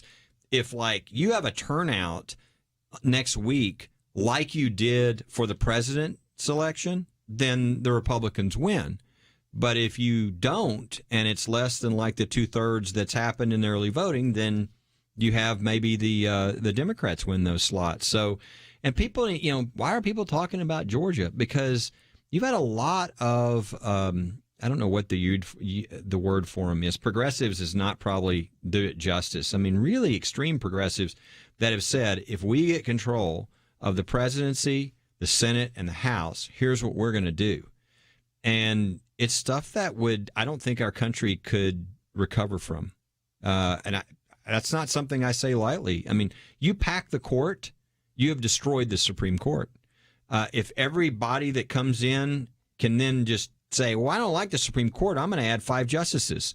The Supreme Court is no longer a court. It's just an adjunct of the Congress and whoever's in control. So our court would be done for. You know, they're talking about adding Puerto Rico and D.C., 4 more senators. They're talking about changing all the election laws like H.R. 1. So everything we just saw, expect that nationwide, but on steroids, and that would be the law. And that's just the beginning. The Equality Act, where religious freedom is essentially wiped out whenever it runs into any LGBT issue.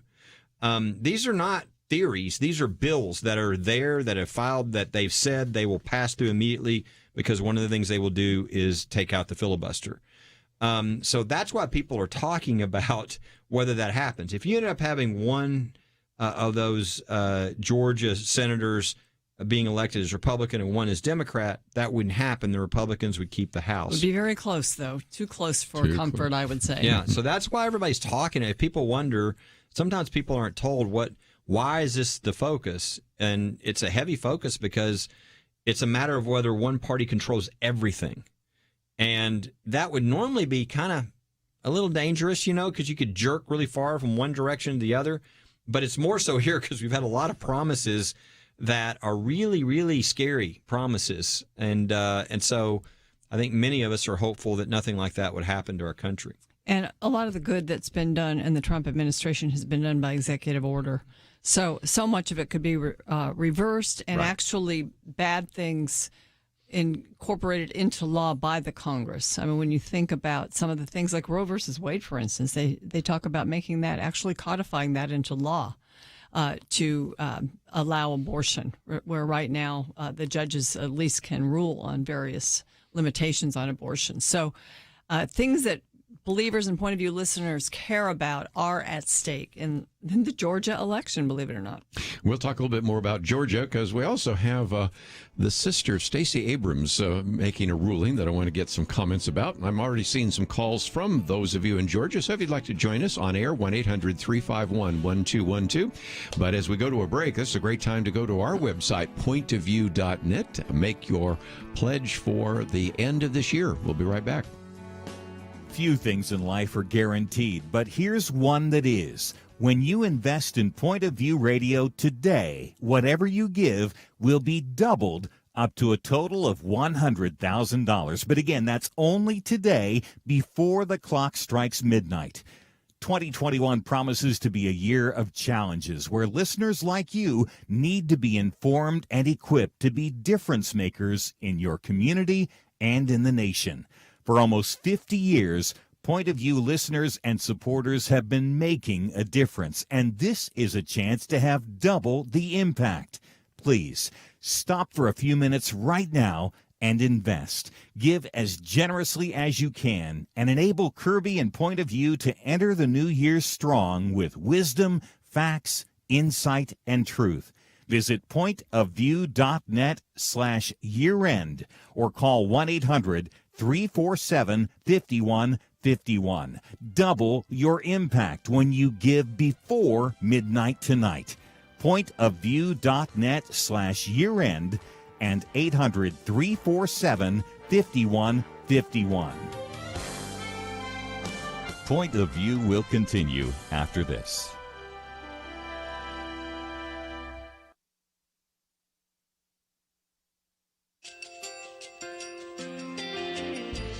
I just want to thank you so much for all the wonderful programming you have.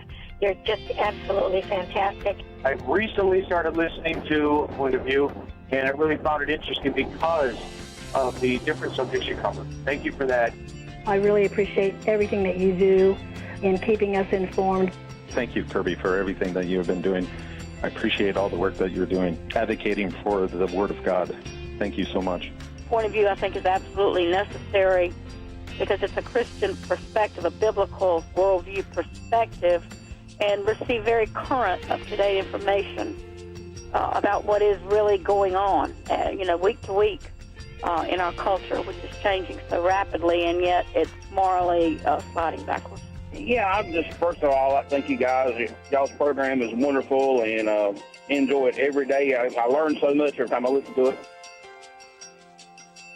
Point of View Radio Talk Show.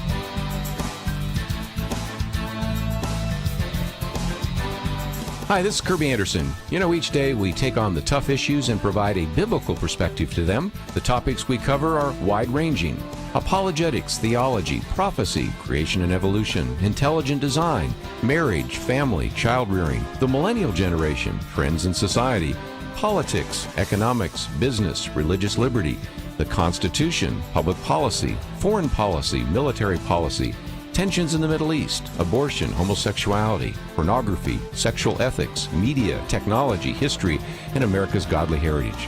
We talk about anything that affects your faith, your family, or your freedom.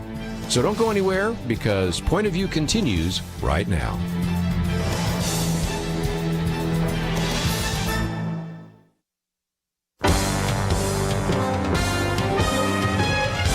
Across America, live. This is Point of View.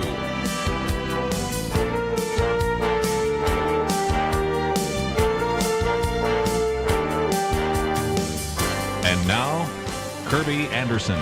We're now down to the last hour of our broadcast for 2020, and next time we'll be talking to you, it'll be next week at 2021. And by the way, I want you to be thinking about that, because next week is going to be busy. First of all, of course, we have the votes in Georgia. I have somebody that's from Georgia wants to talk about that in just a minute. Number two, of course, we have this very important vote and the counting of the Electoral College votes. And third, I want to get some comments from Penna Dexter and Kelly Shackelford about the fact that a lot of these state legislatures will be convening next week, and that will give those legislators a chance to rethink some of these election laws, rethink some of the lockdowns that have been implemented, and some of that. Penna Dexter's commentary, which we're posting right now, which you normally post on Friday, but we're posting it today so you can read it, are just all sorts of very important issues. So there's going to be a lot to cover next week, right? It's not like you get to rest and relax after the holidays. It just comes at you. So Tuesday is the election in Georgia, and I think I'm going to get to make some phone calls for getting out the vote for Georgia. I contacted an organization, and so, that's important. The turnout is important in this election.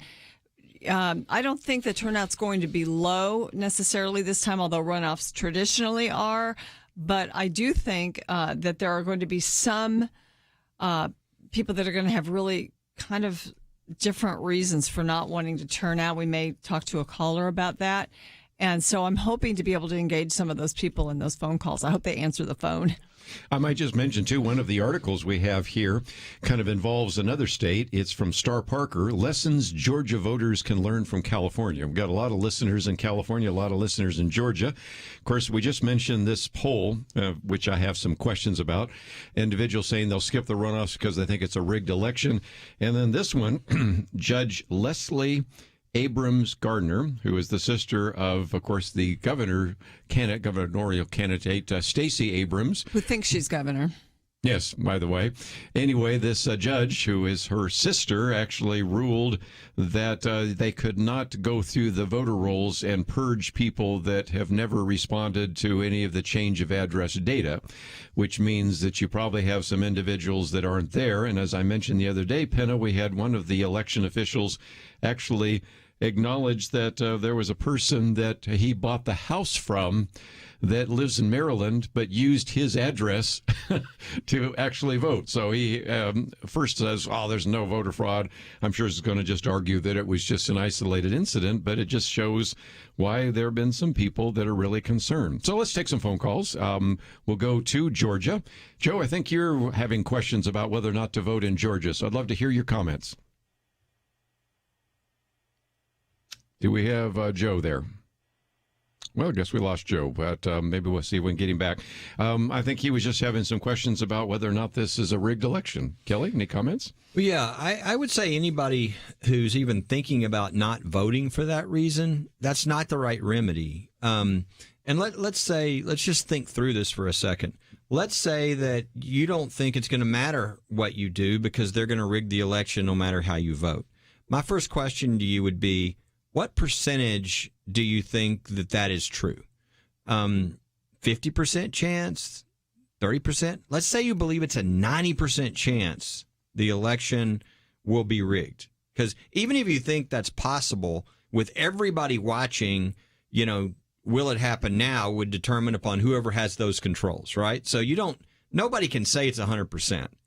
If there's even a 1% chance, you should go vote, because it's not a waste of your time. It could mean the difference in the whole country, and whether we lose the Supreme Court, a lot of these things. So there's really no rational reason not to go and vote, even if you think it's, one of the things that people say in the election, who say people who believe the election was stolen still say that the only reason it was so obvious is because so many people went out and voted, and that created difficulty. So go and vote, do your duty, and if you want to make sure the elections are done much more correctly, and you're in Georgia, the solution is the state legislature. They're about to go into session. I think that's a good question. And you need to be all over your state senator and your state House member. I mean, I'll give you one example of something very simple that to me is insane. When you file an election contest in Georgia, which is what the Trump campaign did, you are required to file your lawsuit in Fulton County. You think you're going to get a good judge? You got a Republican legislature, and they're forcing you to file in China, essentially, as far as the judge is concerned. So guess what they did with the lawsuit that had all kinds of evidence? It's been sitting there for weeks. Nobody will look at the evidence. Why? Because, they just hadn't appointed a judge for that one yet. Well, you know what? If you appointed it in somewhere like maybe Tallahassee or somewhere else, that's an easy fix by the legislature, right? Doubling down on a number of these things, these allegations, they can put all these security measures in that will make sure and make clear that the election has to be different from now on. So that's where gets corrected. The last thing you want to do is not vote and change the election, maybe hurt the entire country based upon a lot of these things that are being threatened. So I just don't think there's any rationale for not going to vote. A couple of things. One, in Florida, where famously there were a lot of problems in 2000 in the electoral process. It was one of the cleanest elections and quickly counted and all of that because, they learned from their problems. And states can learn from their problems, but they have to take hold and do that. So, there's a lot of processes now in progress to do that. I do think that there can be voters in some of these swing states. And, there's usually voter fraud everywhere, but it's not enough to swing the results of the election. But in the swing states, where the elections were close, they could have been enough. And that's why the Trump campaign and Republicans have been fighting so hard to go through a constitutional process to make sure the election is called correctly. And sometimes it may not happen, but at least the system then will be shown to be for what it is, and perhaps some corrections can be made. But I do understand the discouragement that you could have if you're a Georgia voter and you really believe that the election should have gone the other way, that it did go the other way, and that it was stolen. I can understand the discouragement, but I think I would say right now, we've talked about how much is at stake in the Senate.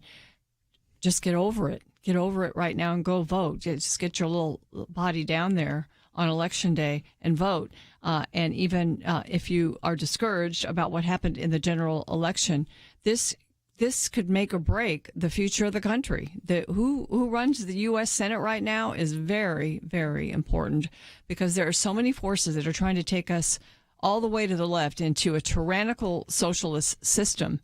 And if we don't have, if this closely divided Senate tips, Katie, bar the door. It's worth your time to go and just vote. Yeah, usually divided government is what everybody wants, to have somewhat of a. And now we've gotten such extremes that it's almost like there's very few people in the middle wanting divided government. We kind of need that right now. I would think so. Let's take a break. We'll come back with more right after this.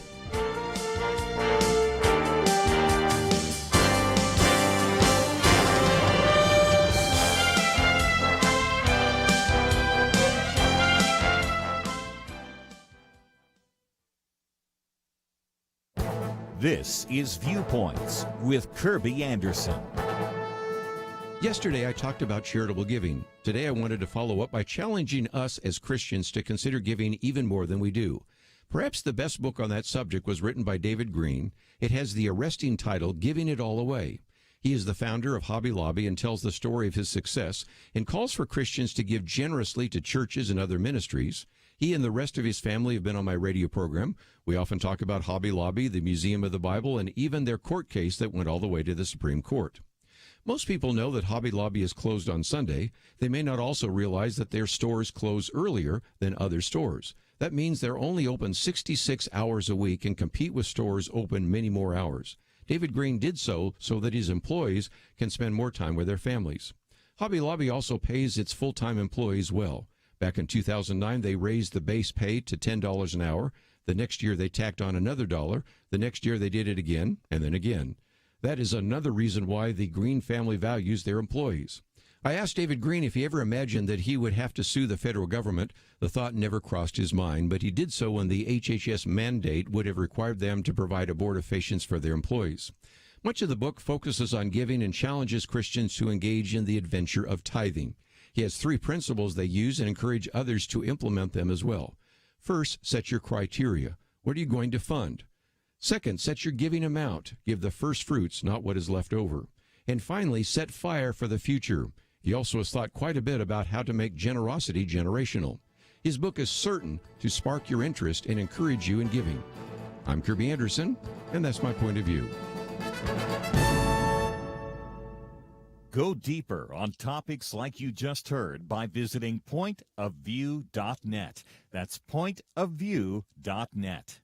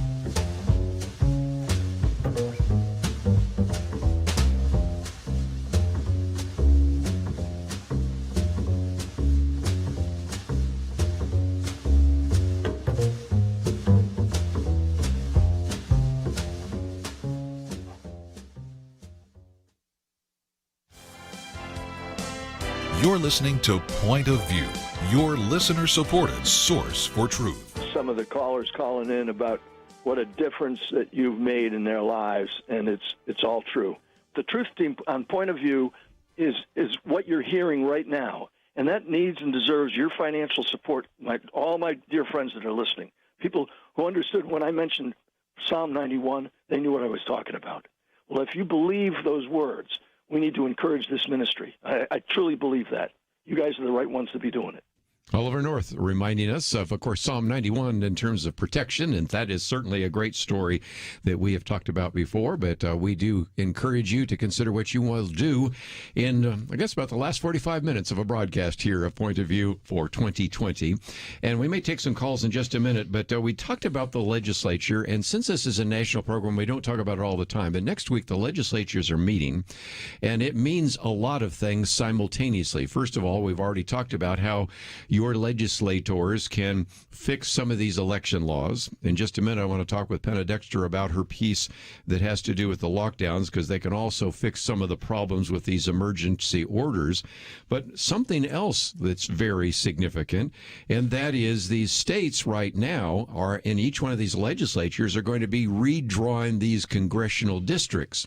Now, there are some people even suggesting that because Nancy Pelosi has managed to anger some of her fellow Democrats, that there's at least 3 Democrats or more that said they're not going to vote for her, which suggests that it's a slim possibility that the Speaker of the House could end up being Kevin McCarthy, who's a Republican. Don't think it's going to happen, but 2 years from now, almost a virtual certainty, because you have, for example, a number of states. Our listeners out in California, they're going to lose a particular election, a congressional representative, I should say.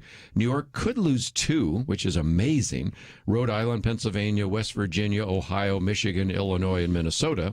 So you might say, well, then who's actually picking them up? Well, Texas is going to pick up 3, it looks like. Florida 2, and then North Carolina, Colorado, Montana, Arizona, Oregon.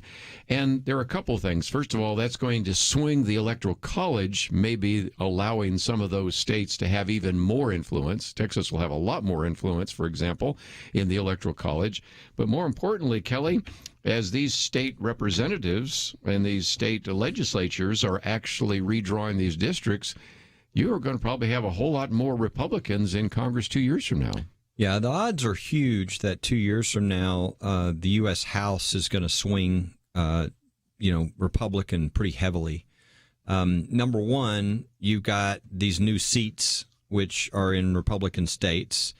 And number two, you've got the largest number of state legislators ever in the history of our country being under Republican control. And they're the ones drawing these lines. For instance, in Texas, it was estimated that right now with the 33 they have, that if you were to change from Republican to Democrat, it would change 8 seats just in the redrawing of the line. So you can see those numbers.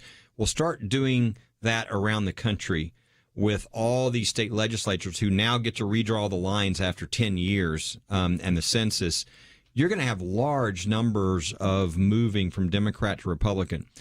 If Joe Biden were to survive the contest that's coming on Wednesday and he were to be president, also what happens in a mid-year election is that there's always a backlash against whatever party is in the presidency. So you're going to have I don't know what you would call it, a forest fire, with gasoline poured on it as far as moving things Republican in the House. So, I mean, Nancy Pelosi has the slimmest margin like almost ever in the House right now, and she's about to be, engulfed 2 years from now with a lot more Republicans. So that's something that the Democrats are well aware of. They sent lots of money around the country to try to win these state races to get control, and instead of winning, they actually lost 4 more legislatures to Republicans. So that's going to be a big deal. And so when these legislatures come back, one of the first things they're going to be doing is working on redistricting and redrawing all their congressional lines. So that's a big deal. We're going to get all sorts of callers here from Georgia for a few minutes, so let's see if we can get some of their comments, especially for some of them on the ground. Let's go first of all to Clarence. Thank you so very much for joining us today here on Point of View. Hello there, Kirby. How are you doing? I'm doing well. And again, if you're not familiar, the head of the Good News Network. So it's great to hear from you. What would you like to add to our conversation? Well, it seems things have been going fairly well on this runoff, Kirby, as compared to the general election. There's a lot of money that has been spent on this election. Oh, yes. I think I think I got a piece in the mail or 2 pieces in the mail every day for the last 10 days. And somebody's spending a lot of money. I think this election, this runoff, will be something we can trust, whereas perhaps the general election was altered in some way because there's so many people who are going to be monitoring and trying to find out if there's things going wrong in the election, which we trust not. Then there's been early voting, and I know where we live, just outside of Augusta, there's been a lot of early voting, and people have been lined up from the day they could early vote. I think the biggest fraud comes in from absentee ballots and things of that nature that makes it sometimes where you don't want to trust the election. But right now, I think this one is going to be monitored so that we can put our trust in it. And now, who's winning? And it depends on which radio station you tune into. But that's right. And there is a lot of commercial. You go to a secular station, and every hour, I think all of the radio spots have been bought up by one group or another. Good. Clarence, I think it's really great that you called in to kind of assure people about how it's being handled there in Georgia. I think one of my big worries is how are the votes of the mail-in ballots? How are those mail-in ballots going to be counted? Is that going to be done a little better than last time? We hope that they can be trusted. The mail-in ballots, which is part of the absentee ballots, and that's what leads to the biggest fraud in elections. Sometimes groups will come together and they'll bring a whole busload of people, and they will vote in a church, for example, and they may have innumerable copies of absentee ballots, and they're all signed off by somebody who's leading the group, not necessarily by the individual voter, and that's where I think some of the biggest fraud comes in. Yeah, this is one of the key things that has to be taken care of in the legislature, because what the Georgia law says is that you're not supposed to get an absentee ballot unless you specifically ask for one and you fill out the information you're supposed to fill out. But the Secretary of State just sent them out, which is not. I think I've gotten two where I hadn't requested any. That's the problem. I mean, and you've got a Secretary of State who unfortunately is violating the law by what he's doing, and the legislature needs to put the kibosh on that, and I hope they will when they come back. One of the funny things, Kerby and I have talked about this before, but if you'll remember a few years ago, there were a lot of lawsuits about voter ID laws, the fact that you had to, when you showed up, you had to show your ID. And the Democrats are the ones who typically filed those lawsuits around the country. And the big argument they made over and over again was that, oh, come on, the voting in person is the most secure way to vote. You know what you're getting. So the thing that's open to fraud are these mail-in ballots. So they've got that in all the court papers, and now here they are pushing for mail-in ballots that everybody knows are not as secure, and you can have funny business that goes on. Well, Clarence, I appreciate you, first of all, calling in, and thank you so very much for caring point of view. We've always appreciated your partnership with you. Well, it's our pleasure, Kerby, and blessings to you. But when we think about the fact, in a lot of state courthouses, you're not going to find justice. I hate to say that, but it's a matter of fact, and I could entertain you for the next 30 minutes after my 70 years in business as to what justice there isn't in courthouses. But, hey, thanks a lot, Kerby, and blessings on you and the program, and we look forward to a blessed time in next year. Well, Happy New Year to you. And just as we're going to a break, this is a great opportunity for you to actually make your gift. You may have been waiting to the last half hour. Well, we're in the last half hour. So again, those of you that want to put us over the top, we would greatly appreciate it. We have not come close yet to actually meeting the match fund. So there's an opportunity for you. If you give $100, it becomes $200. I've seen some people give $50, it becomes $100. I've seen some people give $500, it becomes $1,000. So whatever you would like to do, we encourage you to do that. And it's a great opportunity to just simply go to the website, pointofview.net, or the off-air line, which you can make your pledge and your gift, 800-347-5151, 800-347-5151. We'll be right back. Few things in life are guaranteed, but here's one that is. When you invest in Point of View Radio today, whatever you give will be doubled up to a total of $100,000. But again, that's only today before the clock strikes midnight. 2021 promises to be a year of challenges where listeners like you need to be informed and equipped to be difference makers in your community and in the nation. For almost 50 years, Point of View listeners and supporters have been making a difference, and this is a chance to have double the impact. Please, stop for a few minutes right now and invest. Give as generously as you can and enable Kerby and Point of View to enter the new year strong with wisdom, facts, insight, and truth. Visit pointofview.net/year-end or call 1-800-347-5151. Double your impact when you give before midnight tonight. Pointofview.net/year-end and 800-347-5151. Point of View will continue after this.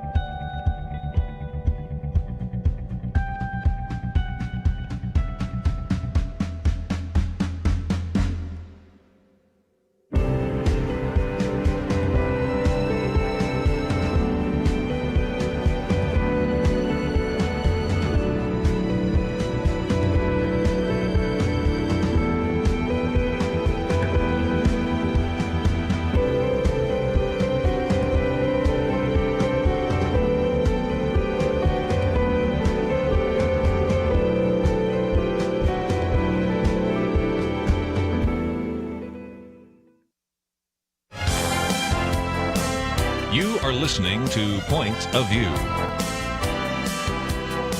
The opinions expressed on Point of View do not necessarily reflect the views of the management or staff of this station. And now, here again is Kerby Anderson. Final half hour. If you'd like to join our conversation, 1-800-351-1212. Just a minute, we're going to talk about this idea of a vaccine passport. And it kind of reminded me of the conversation we've had on two separate occasions with Rod Dreyer. And that is sometimes when we, in the case with Rod Dreyer, think of totalitarianism coming from the government, he's coined this idea of soft totalitarianism, that it comes from the corporations. And this whole idea of a vaccine passport passport.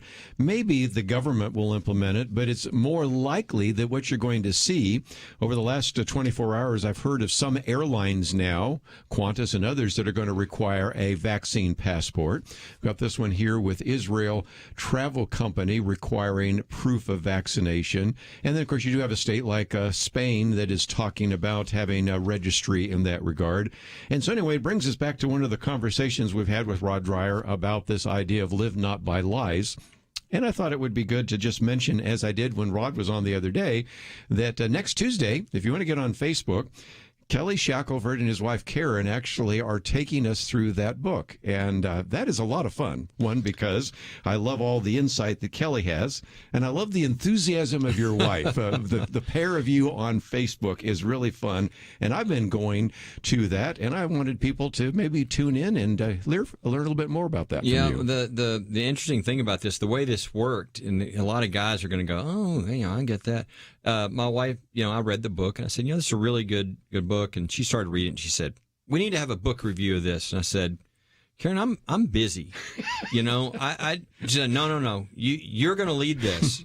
And I was like, okay. She said, we're just going to invite a few people. So usually with my wife, what was going to be 20 people, last I checked, was at 285 people that are a part of this thing. So, but I think it's because people are really... I've suggested the book to a lot of people because I think a lot of Christians know that they're looking around, they're kind of shaking their head and they're going, what is wrong with people, right? I mean, this is nonsense. This doesn't make any sense. And the good thing about Rod's book is he interviews these people from other totalitarian countries who now are in the U.S. and are frightened by what they're seeing. But I think it helps people who don't understand what's going on and understand. I mean, I think everybody knows it's dangerous what's going on. This sort of really is an attack on freedom. But I don't think people are as aware that it's really, in order to do what they want to do, they really have to remove the church. They really have to remove Christian authority. But the other thing that I think is really encouraging is when you talk to these people from the Soviet Union, from Poland, from Hungary, from all these places where they had to live through this, the thing that toppled the communism, the totalitarianism, it wasn't like some sophisticated, political strategy. It was live not by lies, the title of the book. It was Christians who refused to lie, who stood for truth. And you don't have to have a huge number, because everybody sees that the emperor has no clothes and the system collapses. And in every case, you see the story of how that happened.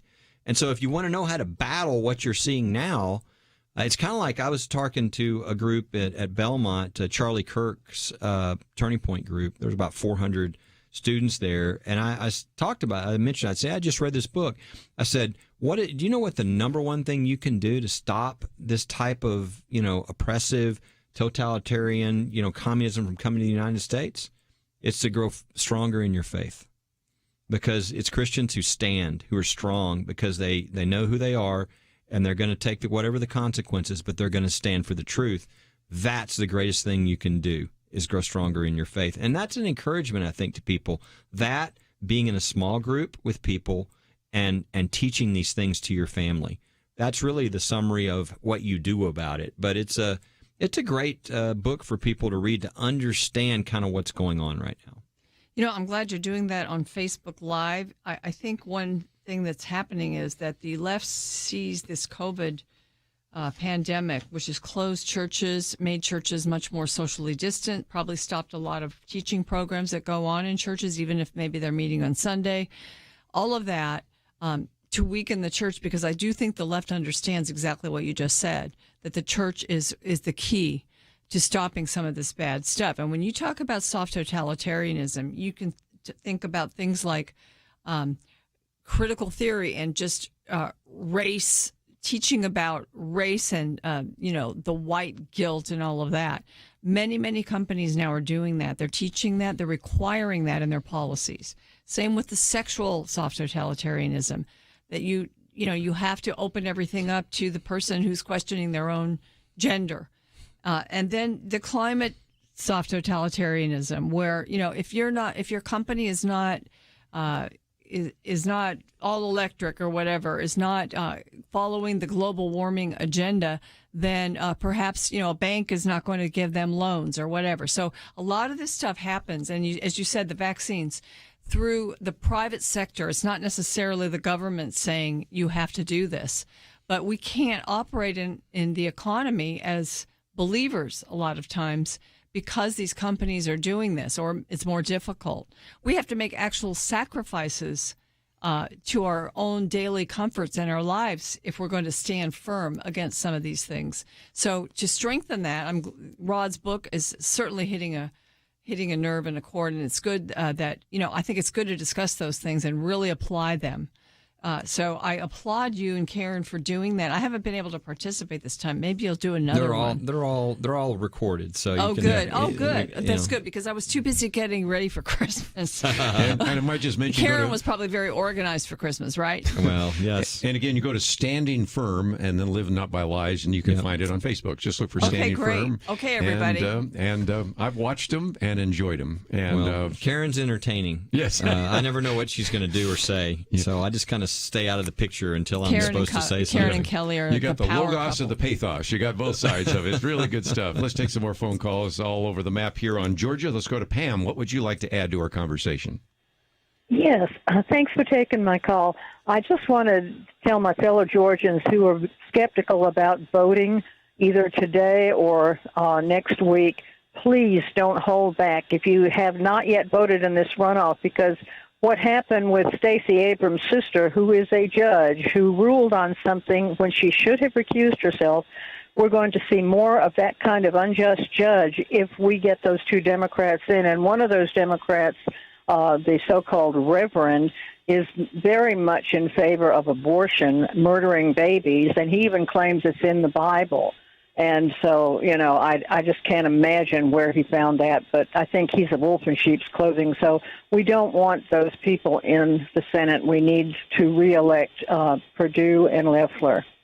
So that's basically all I wanted to say. Thank you, Pam. Let me go to Sandy in Georgia. Sandy, what would you add to our conversation?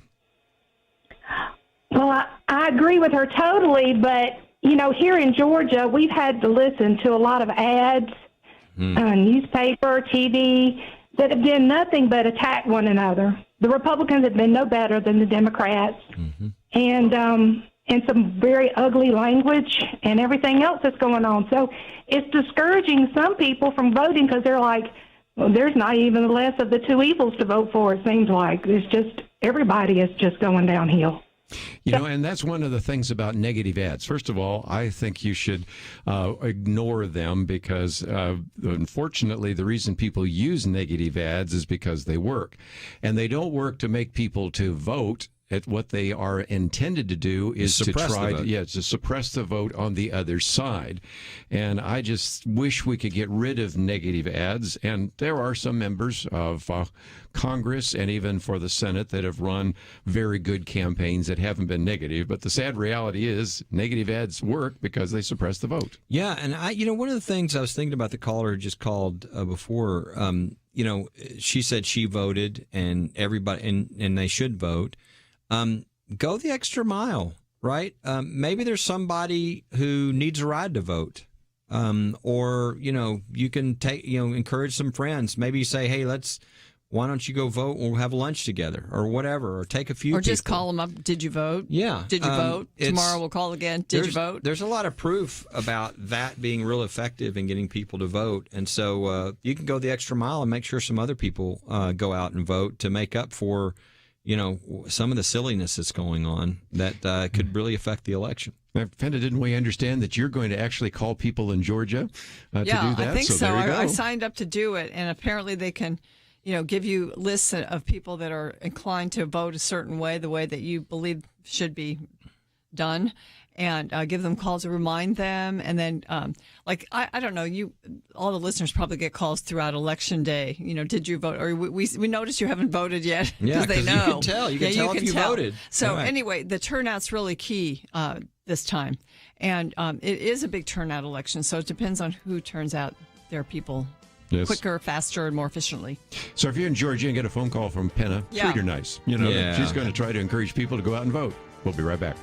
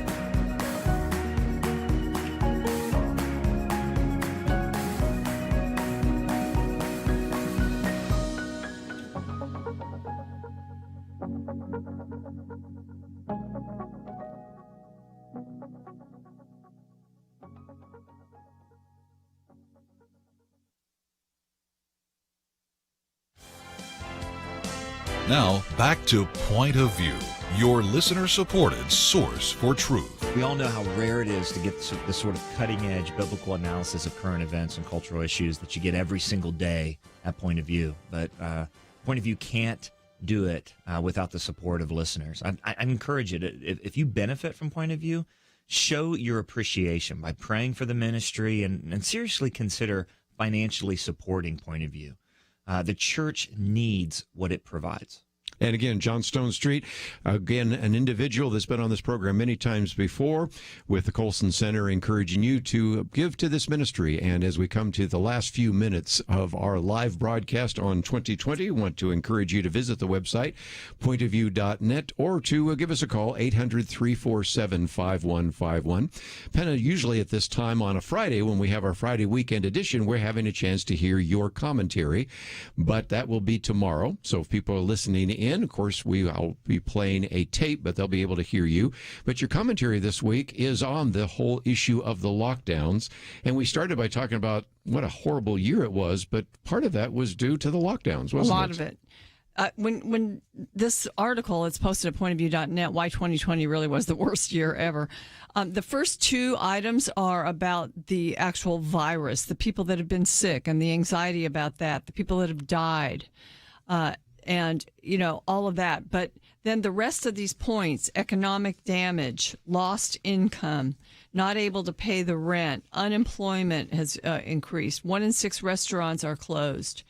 8 million Americans have fallen into poverty since March, and so much, homelessness and drug overdose. I mean, all of this is because of the effect of our policies in response to the virus on the economy and on people's lives. So some of them have been necessary, but most of them have not, and they have not worked. And they've also curtailed freedom. So lockdowns do not need to be re-employed, even though the virus is spiking right now in many places, because they don't work well and they do more harm than they do good. And I was able to put that into my commentary using some stats from Steve Moore, an economist who has been very influential in the Trump administration. But it's the governors and the city and state officials who have been imposing the lockdowns. And so, and one thing that it's done is increased income inequality. It's actually made that worse. And that's something that the left is very concerned about. But their policies with regard to lockdowns have made it worse, because what they've done is close the businesses and the restaurants where people on the edge financially and a lot of minorities do work. So they've been affected disproportionately. So the income inequality, the gap between rich and poor, has actually increased. So if we want to fix that, we need to find other ways, first of all, to get the economy back, and then to help the folks that have been affected by the coronavirus, both economically and also just with health-wise and all of that. So my commentary will air tomorrow, and it'll be available at pointofview.net. I think it's available there now and throughout the weekend. And you can sign up to receive that. And you can receive mine Monday through Friday in your inbox. Penna's comes on Saturday. And so we have all of those pieces of information. But I thought I'd go around the round table because, Kelly, when you think about it, some of the biggest concerns with the lockdown were the lockdown of the churches. And if I had, a year ago when we were sitting around this table, said, Kelly, the issue you're going to be addressing most in the year 2020 is trying to defend churches from various governments trying to lock them down, you'd look at me like I'd grown a second head. And yet that's exactly what you've been doing this year. It is. It's been insane. And it's difficult if you're in a pandemic and there's no case law. There's no case in the history of the country about the rights, First Amendment rights of churches, of religious freedom in a pandemic. We knew it was going to be difficult. And, I look back now and we're just so thankful to the Lord that we had basically 10 cases all across the country, including the first ever victory during a pandemic under the First Amendment. And we won on behalf of churches, and we began to open up freedom all over the country. There is just no reason that churches can't be safely open when everything else is safely open. And it's ridiculous that they be treated like they're non-essential. That the government has no right to make those kinds of decisions. These other things that they considered essential are not in the Constitution. The church is religious freedom. It's freedom of assembly. It's freedom of speech. It's the very reason our country was formed. And so it is encouraging. We've won all of our cases, but we were very concerned about what was happening elsewhere around the country.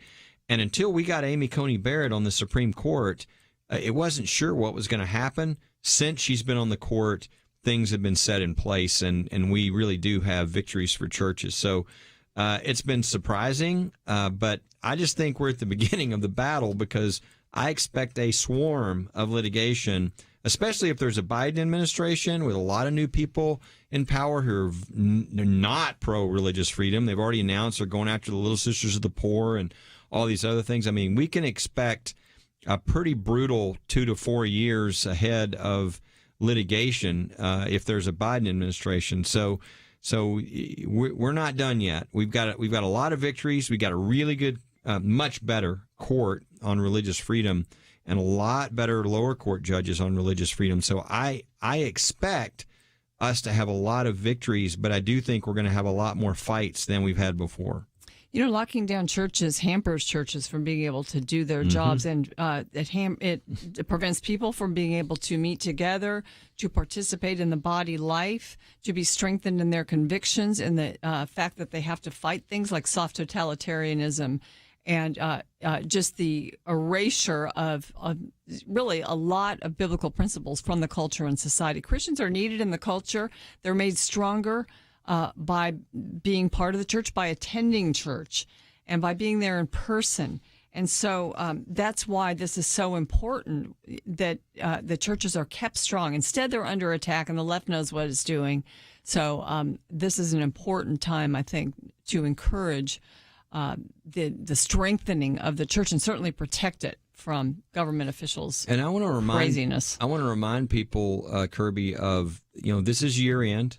We're in the last minute and a half of year end for Point of View, but this is year end for all the ministries that you care about. If you're listening, this is a huge portion of everyone's budget who's a nonprofit, like First Liberty, like Point of View, comes in now, and we make the decisions about what we're able to do the next year, who we're able to hire, what plans we make based upon that. So I would encourage you to intentionally think about what you really have a heart for, what you think is important. And obviously, as a person who fights religious liberty, I hope you go to firstliberty.org and make a donation. But I really want to encourage you to support Point of View. There aren't many places that you can go now and get true information. So much you can't count on what they say. With Kerby, you'll never have to worry about that. Kerby is not going to put information on that's not accurate. He's going to check it 5 times over. That's just Kerby's style. And so, you can trust that. Well, you need that. And how would you, I think it's on 200 and something stations now, but wouldn't it be great if Point of View was on 400 and something stations? You can help make that happen. And so I would encourage you to think about Point of View. You can go to pointofview.net, or there's even a phone number, Kerby, I know that they can call. 800-347-5151. Just go to the website. We do have a link to First Liberty. They've got a matching grant. We have a matching grant, so your dollars are doubled, and that is certainly significant. And again, that's all available at the website, pointofview.net, or even as we go off the air, you can still give us a call, 800-347-5151. I know some wait till they're off the air, and then they like to put us over the top. So that is something else that you can do. But first of all, Happy New Year to both of you. Happy New Year. And I'm glad you're here. I want to thank Andrew and Steve for their help behind the scenes as well. Give us a call if you'd like to, 800-347-5151. The website is pointofview.net. Tomorrow a tape, and we will see you back here on Monday right here on Point of View. Few things in life are guaranteed, but here's one that is. When you invest in Point of View Radio today, whatever you give will be doubled up to a total of $100,000. But again, that's only today before the clock strikes midnight. 2021 promises to be a year of challenges where listeners like you need to be informed and equipped to be difference makers in your community and in the nation. For almost 50 years, Point of View listeners and supporters have been making a difference, and this is a chance to have double the impact. Please, stop for a few minutes right now and invest. Give as generously as you can and enable Kerby and Point of View to enter the new year strong with wisdom, facts, insight, and truth.